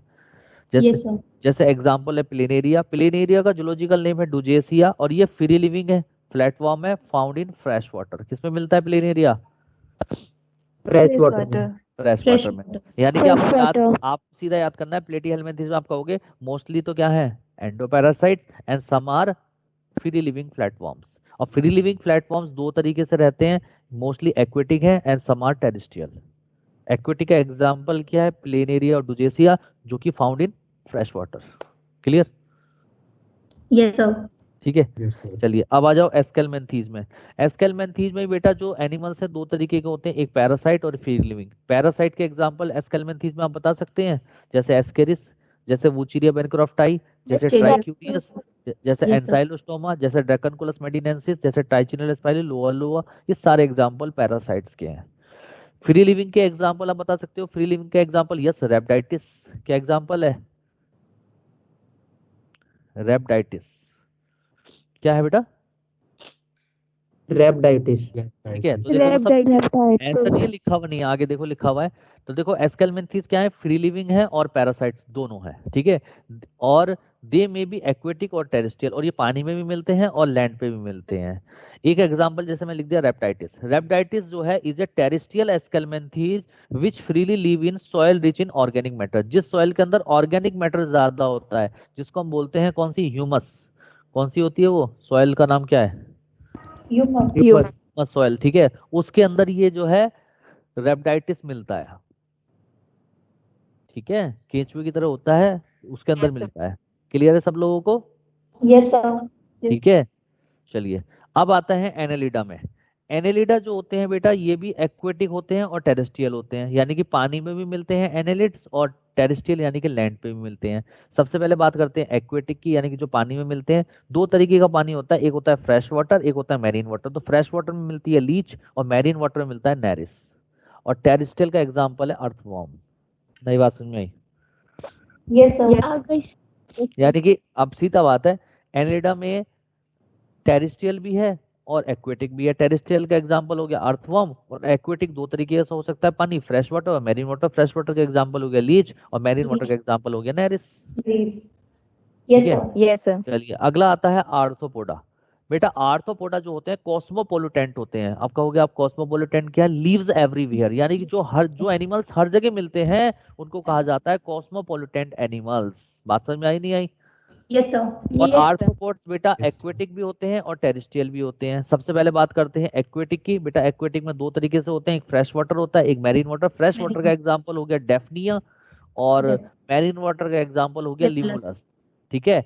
और Yes, sir. उसके बाद आता है टेरेस्ट्रियल जो लैंड पे रहते हैं, जैसे एग्जांपल है cockroach, locust, mosquito, house fly etcetera. नई बात समझ में आई? Yes, sir. Yes sir. देखो सारा एक साथ दिख रहा है ना, इसलिए थोड़ा सा कंफ्यूजन कम हो रहा होगा, लेकिन डर लग रहा होगा, लेकिन चीजें याद हो जाएंगी आराम से, कुछ है नहीं इसमें। ये Yes, ऐसी sir. कुछ देर का डर होता है, ये जब याद कर लोगे सब डर निकल जाता है।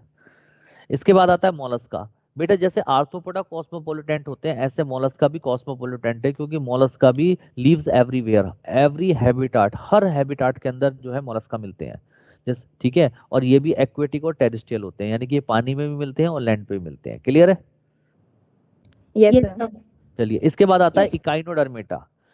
इकाइनोडर्मेटा का बेस्ट एग्जांपल है स्टारफिश। बेटा इकाइनोडर्मेटा के सभी मेंबर कहाँ मिलते हैं? सी वाटर में मिलते हैं। All members found in sea water, इसीलिए ये क्या है?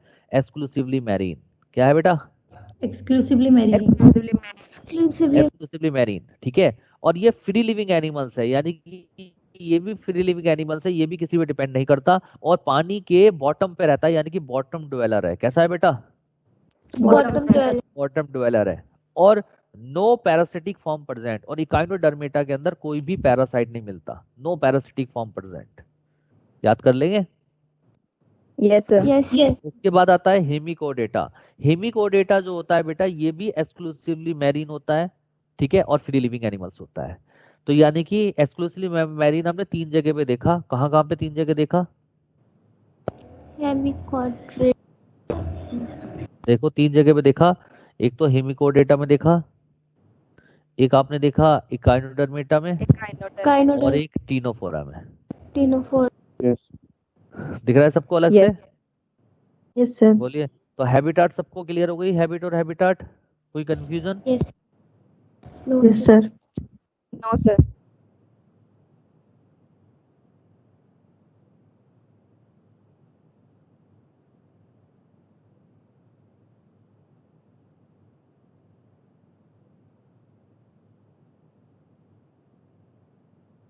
ठीक है, चलिए इसके बाद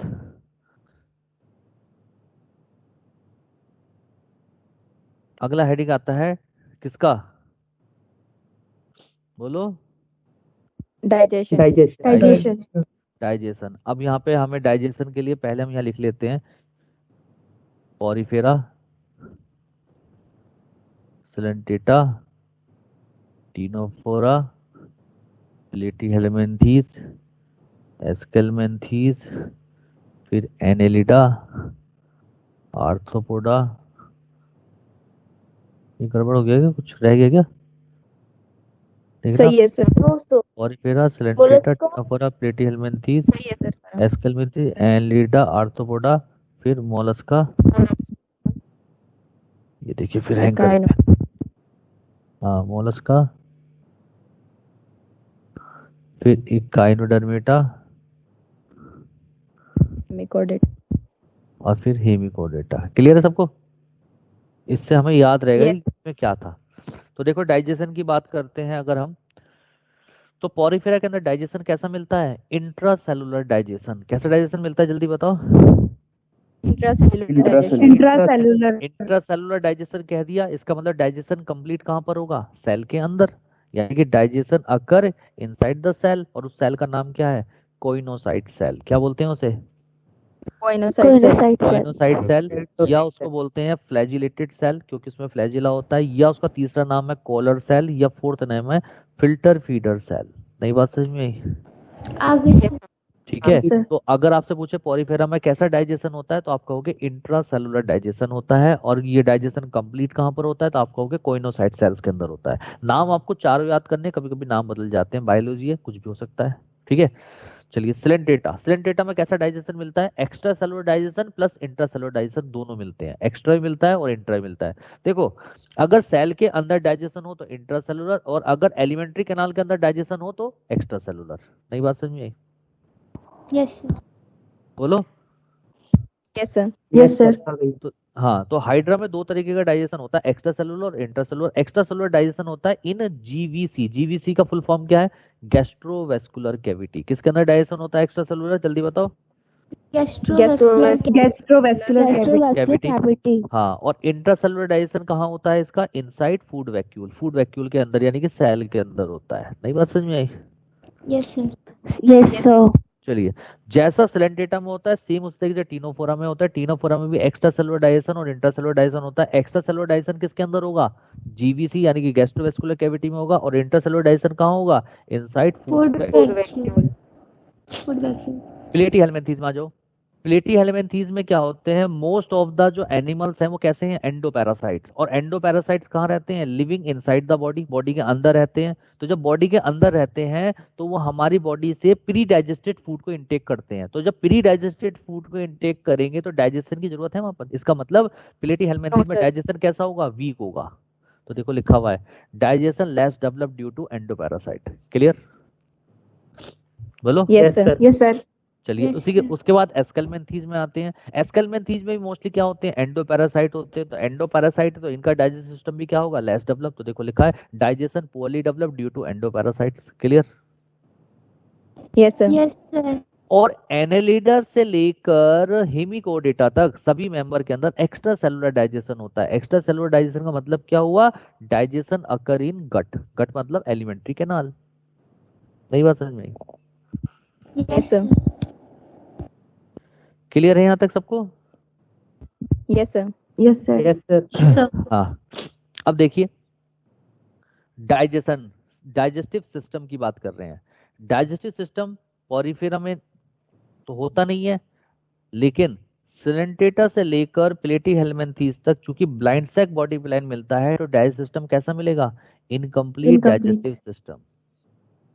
इनकम्प्लीट डाइजेस्टिव सिस्टम क्यों मिला, क्योंकि सिंगल ओपनिंग प्रेजेंट है। और वो सिंगल ओपनिंग किसको रिप्रेजेंट करेगी, माउथ को रिप्रेजेंट करेगी। और उसी के थ्रू इंजेशन होगा यानी कि फूड का इंटेक होगा, और उसी के थ्रू इजेशन होगा यानी कि अनडाइजेस्टेड फूड का रिमूवल होगा। नहीं बात समझ में आई?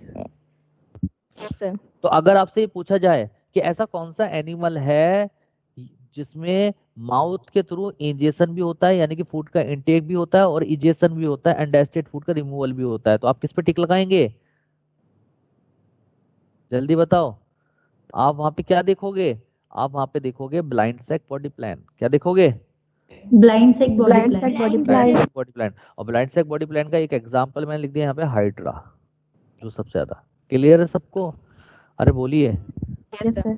तो Yes, yes, sir. सिलेंटेटा से लेकर प्लेटीहेल्मिन्थीज तक चूंकि ब्लाइंड सैक बॉडी प्लान मिलता है यानी कि सिंगल ओपनिंग मिलती है, उस सिंगल ओपनिंग किसको रिप्रेजेंट करती है, माउथ को रिप्रेजेंट करती है, और उससे इंजेशन भी होता है, इजेशन भी होता है।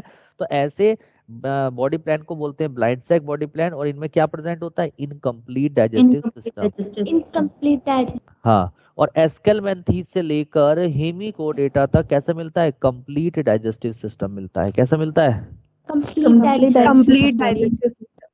डाइजेस्टिव सिस्टम मिलता है। क्लियर है यहाँ तक सबको point? Yes sir. Yes sir.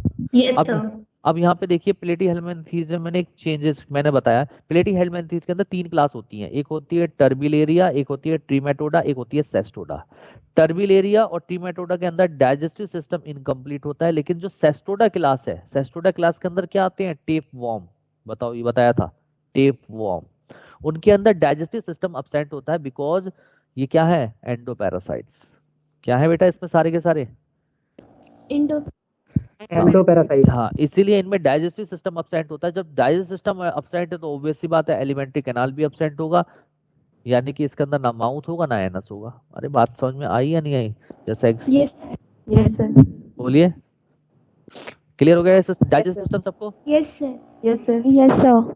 चलिए अगला आता है टॉपिक रेस्पिरेशन। अगला टॉपिक क्या आता है, रेस्पिरेशन। यहाँ तक किसी को कंफ्यूजन हो तो आप मुझसे बात कर सकते हो, कुछ पूछ सकते हो। अब क्लियर है तो हम आगे बढ़ जाते हैं। Clear है sir. क्लियर है? क्लियर है सर। अब बात करते हैं रेस्पिरेशन की। तो आप लोगों को मैंने आपको बताया था कि पॉरीफेरा, सिलेंटेटा और टीनोफोरा, तीनों के अंदर जो रेस्पिरेशन होता है वो प्लाज्मा लेमा के थ्रू होता है, और प्लाज्मा लेमा को बोलते हैं जनरल बॉडी सरफेस। बताया था? Yes, sir. ठीक है। Yes, sir. और प्लेटीहेल्मिन्थीज और एस्केलमेंथीज में एनारोबिक रेस्पिरेशन होता है। एनारोबिक रेस्पिरेशन होता है क्यों, एक मिनट बेटा, एक मिनट जरा, बहुत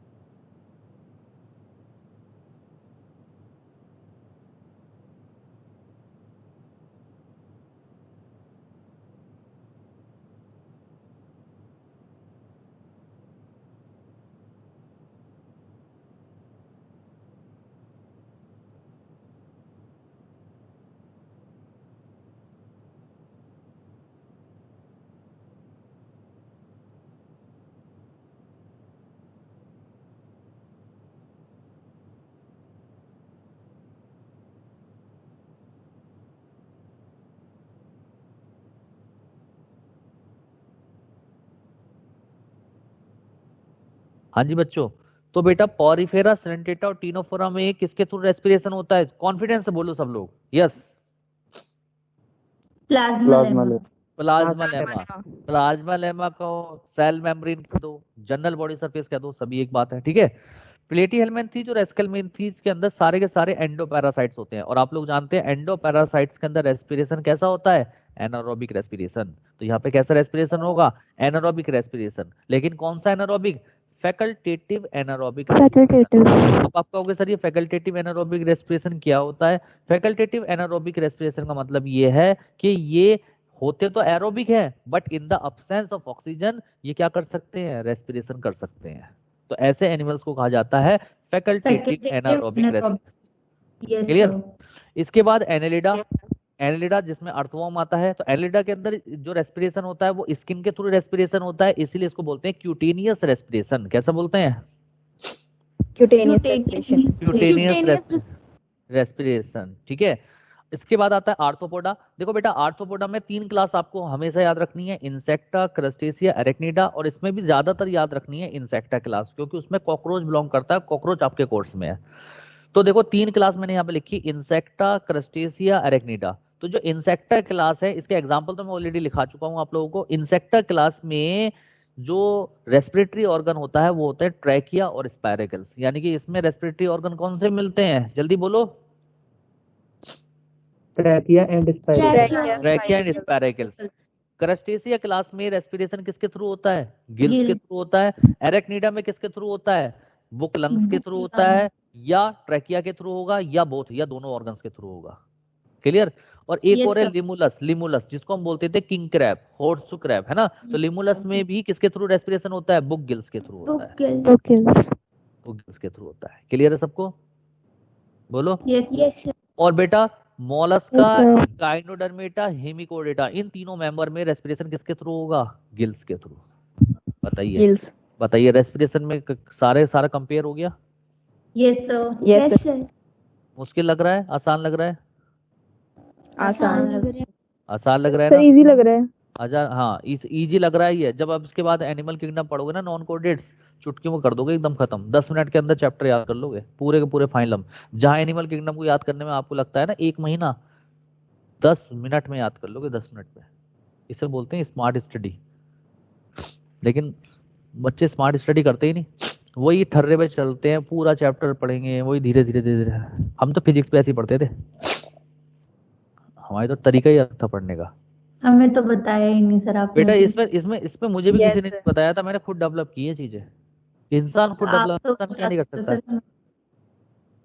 चलो मैं बताऊंगा, फिजिक्स केमिस्ट्री में भी थोड़ा आइडिया दूंगा। पहले बायोलॉजी तो आपकी ठीक कर दूं, कम से कम बायोलॉजी में तुमने ये भी याद नहीं रहता क्या टॉपिक खत्म हुआ था। आज आपकी बार तो मैं लिख कर जाऊंगा कि ये टॉपिक हुआ था कंप्लीट, लिखूंगा मैं अपने पेपर पे। तुम तो 5-6 मिनट तक यही सोचते रहते हो कि कौन सा टॉपिक हुआ था, हैं? सारी मेहनत विकास सर करें, तुम मत करो। चलिए अगला आता है सर्कुलेटरी सिस्टम। सर्कुलेटरी सिस्टम जो होता है बेटा, पॉरीफेरा से लेकर एस्केलमेंथीज तक क्या रहता है? अब्सेंट। अरे बोलो। यस सर, एब्सेंट रहते हैं। अब्सेंट। इसका मतलब सर्कुलेटरी सिस्टम सबसे पहले फर्स्ट ओरिजिनेट किसके अंदर हुआ था? एनेलिडा में। और एनेलिडा के अंदर कैसा सर्कुलेटरी सिस्टम मिलता है? Close type, except leech. केवल लीच है, लीच के अंदर ओपन टाइप मिलता है, लेकिन बाकी सभी एनेलिड्स में कैसा मिलता है? Close type. कैसा मिलता है? Close type. अब एक बात सुनिए, हमें एनसीईआरटी के अकॉर्डिंग पढ़ना है। एनसीईआरटी में एनेलिडा में क्लोज टाइप बताया गया है, वहां पे एक्सेप्शन लीच का जिक्र नहीं किया। तो कभी भी आपसे पूछे कि annelids have which type of circulatory system, तो आप टिक लगाओगे क्लोज टाइप। अगर स्पेशली लीच लिखा है तो बोलोगे ओपन टाइप। बात को समझ रहे हो? Yes sir. Yes sir. ठीक है। अच्छा, और बेटा एनेलिड्स के अंदर जो फ्लूइड फील्ड होता है उसको बोलते हैं सिलोमिक फ्लूइड, यानी कि ब्लड होता है उसका सिलोमिक फ्लूइड। क्लियर है सबको? यस। चलिए अब आ जाते हैं आर्थ्रोपोडा। आर्थ्रोपोडा में मैंने सर्कुलेटरी सिस्टम बताया था, ओपन टाइप होता है, याद आ गया होगा। और ओपन टाइप जो ब्लड, इनमें जो कैविटी होती है उसको बोलते हैं हीमोसील। हीमोसील के अंदर हीमोलिम्फ होता है, और हीमोलिम्फ क्या होता है? उसके अंदर कलरलेस फ्लूइड होता है विदाउट रेस्पिरेटरी पिगमेंट, उसमें रेस्पिरेटरी पिगमेंट नहीं होता। इसीलिए मैंने आपको बताया था कि आर्थ्रोपोड्स के अंदर ब्लड कभी भी ऑक्सीजन गैसेस ट्रांसपोर्ट नहीं करती। तो अब आप कहोगे कि ऑर्गन के पास फिर सराउंडिंग एटमॉस्फेयर से ऑक्सीजन और CO2 आती जाती कैसे है? सिंपल डिफ्यूजन के थ्रू। सीधा सराउंडिंग एटमॉस्फेयर से ऑर्गन के अंदर जो है क्या आएगी? ऑक्सीजन आएगी और सीधा CO2 जाएगी। उनमें आने जाने में कौन हेल्प करेगा? Trachea and spiracles. नई बात समझ में आई? Yes sir. ठीक है, ट्रैकिया एंड स्पाइरेकल्स। जैसे हमारे ब्लड में गैसेस ट्रांसपोर्ट होती हैं हीमोग्लोबिन के थ्रू, ऐसा कुछ नहीं होता क्योंकि उसमें रेस्पिरेटरी पिगमेंट ही नहीं है। क्लियर है सबको? Yes sir. अच्छा, अब आ जाओ मोलस्का में। मोलस्का में सभी मोलस्का मेंबर में open type blood circulatory system मिलता है एक्सेप्ट सिफेलोपोडा क्लास। केवल एक सिफेलोपोडा क्लास है जिसके अंदर close type blood circulatory system मिलता है, बाकी सभी में ओपन टाइप। बताओ क्लियर है या नहीं क्लियर है? Yes sir. Yes sir. और इकाइनोडर्मेटा और हेमिकोडेटा में बेटा सर्कुलेटरी सिस्टम होता है ओपन टाइप। कैसा मिलता है सर्कुलेटरी सिस्टम? Open type. तो सारा सर्कुलेटरी सिस्टम क्लियर हो गया? Yes sir. Yes, sir. Yes sir. एक मिनट फिर हैंग कर गया बेटा ये। हाँ,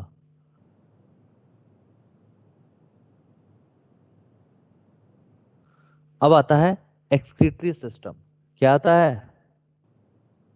एक्सक्रीटरी सिस्टम। हाँ, तो इसमें मैं थोड़ी आईडी लिख देता हूँ पहले। Porifera, Coelenterata, Ctenophora, Platyhelminthes, Aschelminthes, Annelida, Arthropoda, Mollusca, Echinodermata, Hemichordata. इससे एक आइडिया लगा रहेगा कि हम किस किस में बात कर रहे हैं, कंफ्यूजन क्रिएट होगा। सबसे पहले बात करते हैं एक्सक्रीशन की और एक्सक्रीटरी ऑर्गन की। सबसे पहले किसकी बात करते हैं?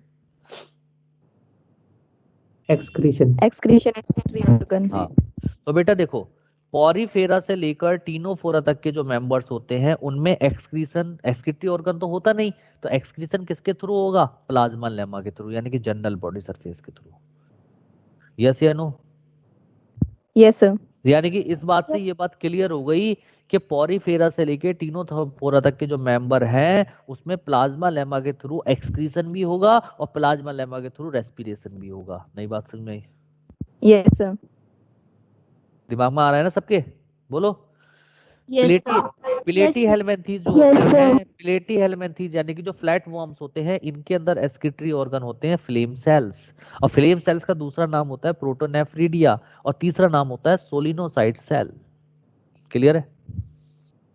Yes sir. एस्केलमिन्थीस में जो एक्सक्रीटरी ऑर्गन होते हैं वो होते हैं रेनेट सेल, जिनको हम बोलते हैं एच शेप्ड कैनाल। एनालिडा के अंदर एक्सक्रीटरी ऑर्गन होते हैं नेफ्रिडिया। ठीक है? और आर्थ्रोपोडा में 3 क्लास में डिवाइड कर दिया मैंने, insecta, Crustacea, Arachnida. Insecta class के अंदर जो एक्सक्रीटरी ऑर्गन होते हैं वो होते हैं मेलपीजियन ट्यूब्यूल। क्रस्टेसिया के अंदर जो एक्सक्रीटरी ऑर्गन होते हैं उनको बोलते हैं ग्रीन ग्लैंड या एंटीनरी ग्लैंड। और एरेक्निडा क्लास के अंदर जो एक्सक्रीटरी ऑर्गन होते हैं उसको बोलते हैं कॉक्सल ग्लैंड या मेलपीजियन ट्यूब्यूल या बोथ, दोनों। बताओ क्लियर है? Yes sir. Yes, sir. Mollusca के अंदर जो एक्सक्रीशन होता है वो गिल्स के थ्रू होता है। किसके थ्रू एक्सक्रीशन होता है? Gills के through. गिल्स के थ्रू होता है। और एक्सक्रीटरी ऑर्गन क्या होते हैं मोलस्का के अंदर? केबर्स ऑर्गन मिलते हैं और ऑर्गन ऑफ बेजोनस मिलता है। ये एक्सक्रीटरी ऑर्गन है। Clear? Yes Yes, sir. sir. और इकाइनोडर्मेटा के अंदर एक्सक्रीटरी सिस्टम क्या होता है? एब्सेंट। एक्सक्रीटरी सिस्टम क्या होता है? जल्दी बोलो। एब्सेंट। Absent. एब्सेंट। तो अब आप एक बार बताओ, जो एक्सक्रीटरी सिस्टम एब्सेंट है तो एक्सक्रीशन किसके थ्रू होगा? यहाँ पर होगा excretion occur by body surface. किसके थ्रू होगा बेटा? जल्दी बताओ। Excretion body surface. Body surface के थ्रू होगा। अरे क्लियर है? बोलो। और हेमिकोडेटा के अंदर एक्सक्रीटरी ऑर्गन मिलते हैं प्रोबोसिस ग्लैंड, जिसके थ्रू एक्सक्रीशन होता है। तो बताओ, सारे एक्सक्रीटरी ऑर्गन और एक्सक्रीशन क्लियर हो गए एक ही लाइन में? Yes sir. बाकी बच्चे? Yes, sir. Yes sir. ठीक है। Yes, इसके बाद sir. आता है एक्सक्रीटरी मटेरियल। इससे पहले जरा मैं एक बार अटेंडेंस ले लूं। Yes sir. चलिए अब बात करते हैं एक्सक्रीटरी मटेरियल की। तो बेटा आप लोगों को मैंने आपको बताया था कि अगर एक्वेटिक कोई एनिमल्स है तो क्या एक्सक्रीट करेगा, अमोनिया एक्सक्रीट करेगा, अमोनिया। क्योंकि अमोनिया sir. को एक्सक्रीट करने के लिए एक्सेस ऑफ वाटर चाहिए। लेकिन Yes, लेकिन sir. अगर कोई टेरेस्ट्रियल एनिमल है या लैंड पे रहने वाला एनिमल्स है तो वो दो ही चीज एक्सक्रीट करेगा, या तो यूरिया या यूरिक एसिड, क्योंकि दोनों ही क्या करते हैं, वाटर कंजर्वेशन करते हैं। क्लियर है सबको? Yes sir. ठीक है, तो देखिए पॉरीफेरा, सिलेंटेटा, टीनोफोरा, ये तीनों किसमें रहते हैं, वाटर में रहते हैं। तो तीनों ही क्या एक्सक्रीट करेंगे, अमोनिया, इसलिए इनको बोलते हैं अमोनोटेलिक ऑर्गेनिज्म। नहीं बात समझ में? Ammonotelic animal. क्लियर है? Yes sir. प्लेटिहेल्मिन्थीज और एस्केल्मिन्थीज जो है यूरिया एक्सक्रीट करते हैं, यानी कि ये यूरियोटेलिक होते हैं। एनेलिडा जो होते हैं बेटा वाटर में अमोनिया निकाल रिलीज करते हैं, और लैंड के ऊपर जब रहते हैं तो यूरिया रिलीज करते हैं। आर्थ्रोपोड्स जो होते हैं बेटा ये यूरिक एसिड और सोडियम पोटेशियम यूरेट ग्रेन्यूल्स को रिलीज करते हैं, इसीलिए इनको कहा जाता है यूरिकोटेलिक एनिमल्स। और मोलस्का से लेके हेमिकोडेटा तक सारे पानी में रहते हैं, तो क्या एक्सक्रीट करते हैं, अमोनिया रिलीज करते हैं। नई बात समझ में आई? Yes sir. बोलो। Yes, sir. क्लियर है? चलिए अगला आता है नर्वस सिस्टम। ठीक है, अगला क्या आता है आपका, नर्वस सिस्टम। मैं अटेंडेंस ले लेता हूं।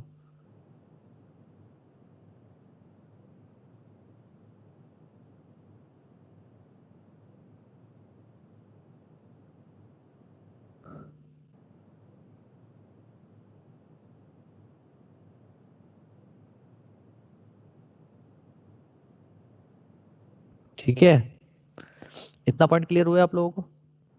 Yes sir. Yes sir. तो बहुत ही दिक्कत हो रही है।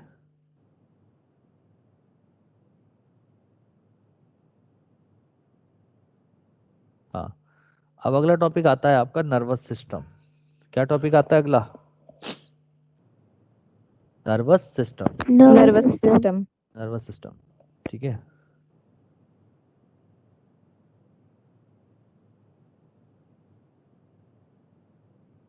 तो नर्वस सिस्टम को कंफ्यूजन ना हो इसलिए मैं यहाँ पर वो लिख देता हूँ।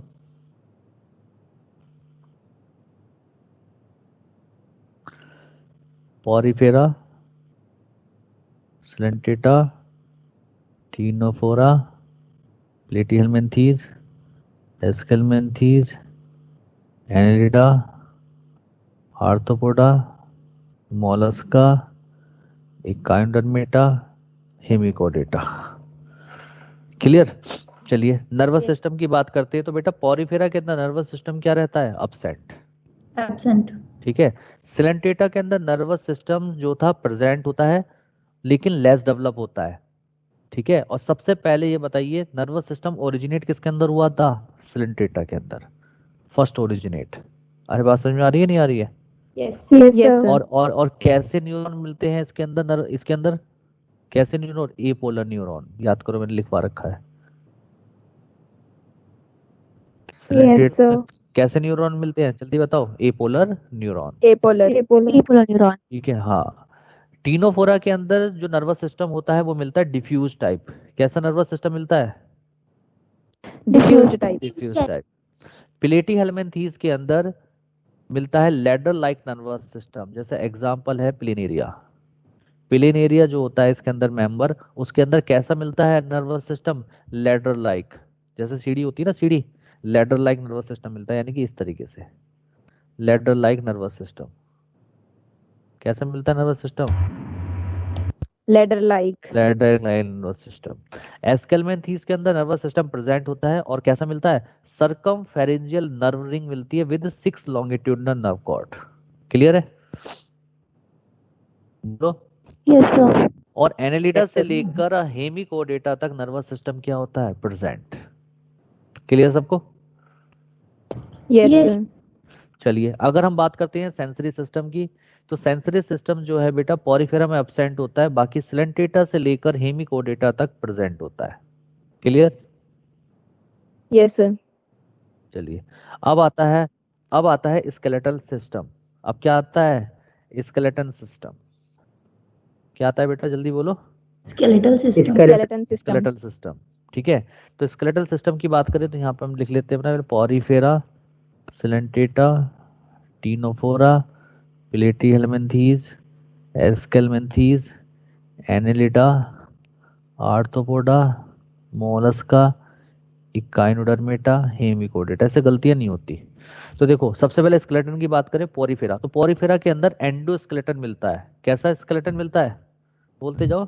एंडोस्केलेटन। हाँ, एंडोस्केलेटन मिलता है। और वो एंडोस्केलेटन किसका बना होता है? स्पिक्यूल्स और स्पॉन्जिन फाइबर का बना होता है। किसका बना होता है?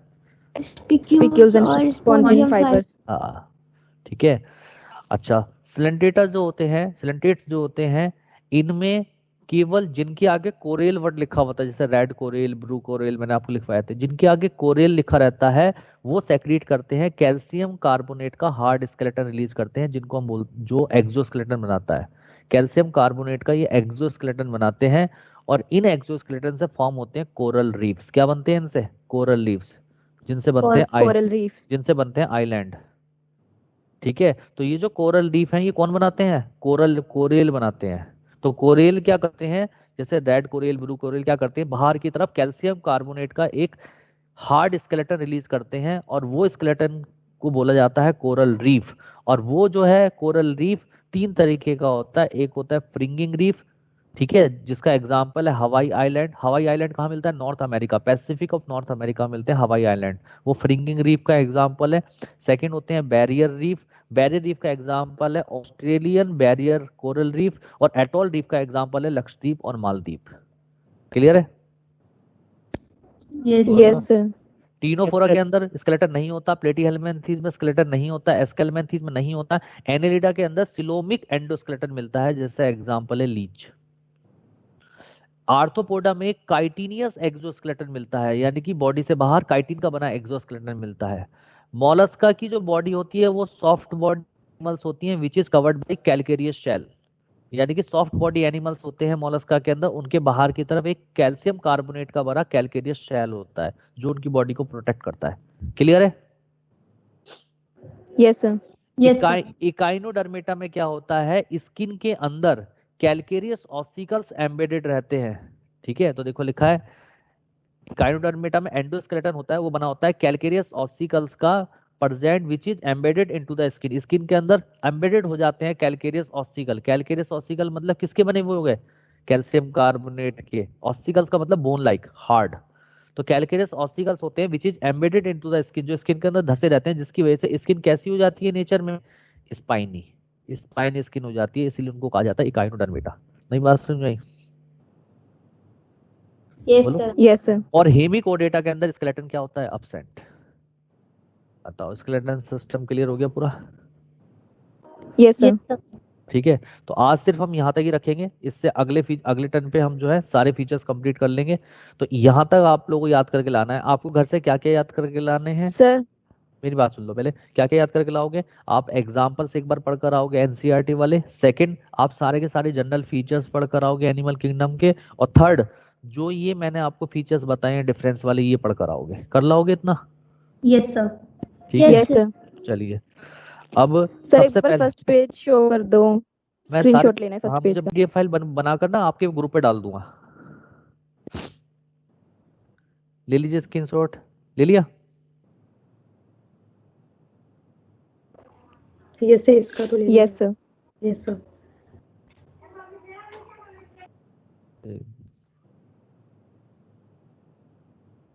इसका ले लिया आपने? चलिए अब इसका ऐसे ले लो, यहां से लीजिए एक स्क्रीनशॉट।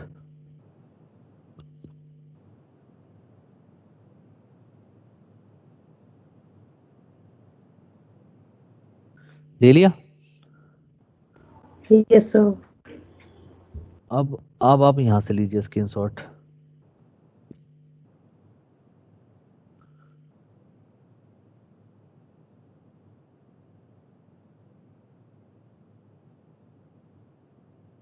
ले लिया? Yes sir. चलिए अब पूरे हैबिटाट का एक साथ लीजिए। घर में बना के लाना है आपको चार्ट। ले लिया? Yes sir. Yes sir. चलिए अब इसका लीजिए।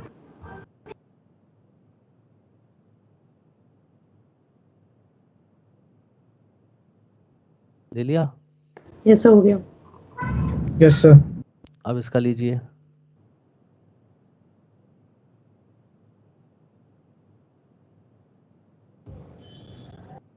ठीक है, यस सर, हो गया। अब इसका लीजिए।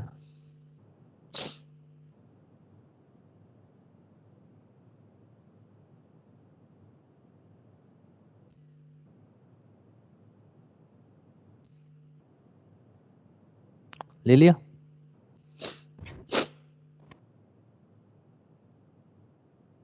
Yes sir, done. इसके बाद इसका लीजिए।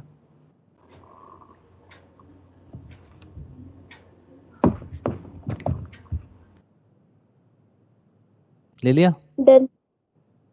चले आगे। Yes sir. चलिए इसका लीजिए। Yes sir. चले आगे। Yes sir. चलिए अब इसका ले लीजिए लास्ट। यहाँ तक मैंने आपको पढ़ाया स्केलेटन सिस्टम तक, याद रखिएगा स्केलेटन सिस्टम तक पढ़ा दिया है मैंने आप लोगों को, राइट ना? Yes sir. चलिए तो फिर नेक्स्ट क्लास में मिलते हैं बेटा। आज का lecture Smash the like button and also subscribe Mystery Notebook.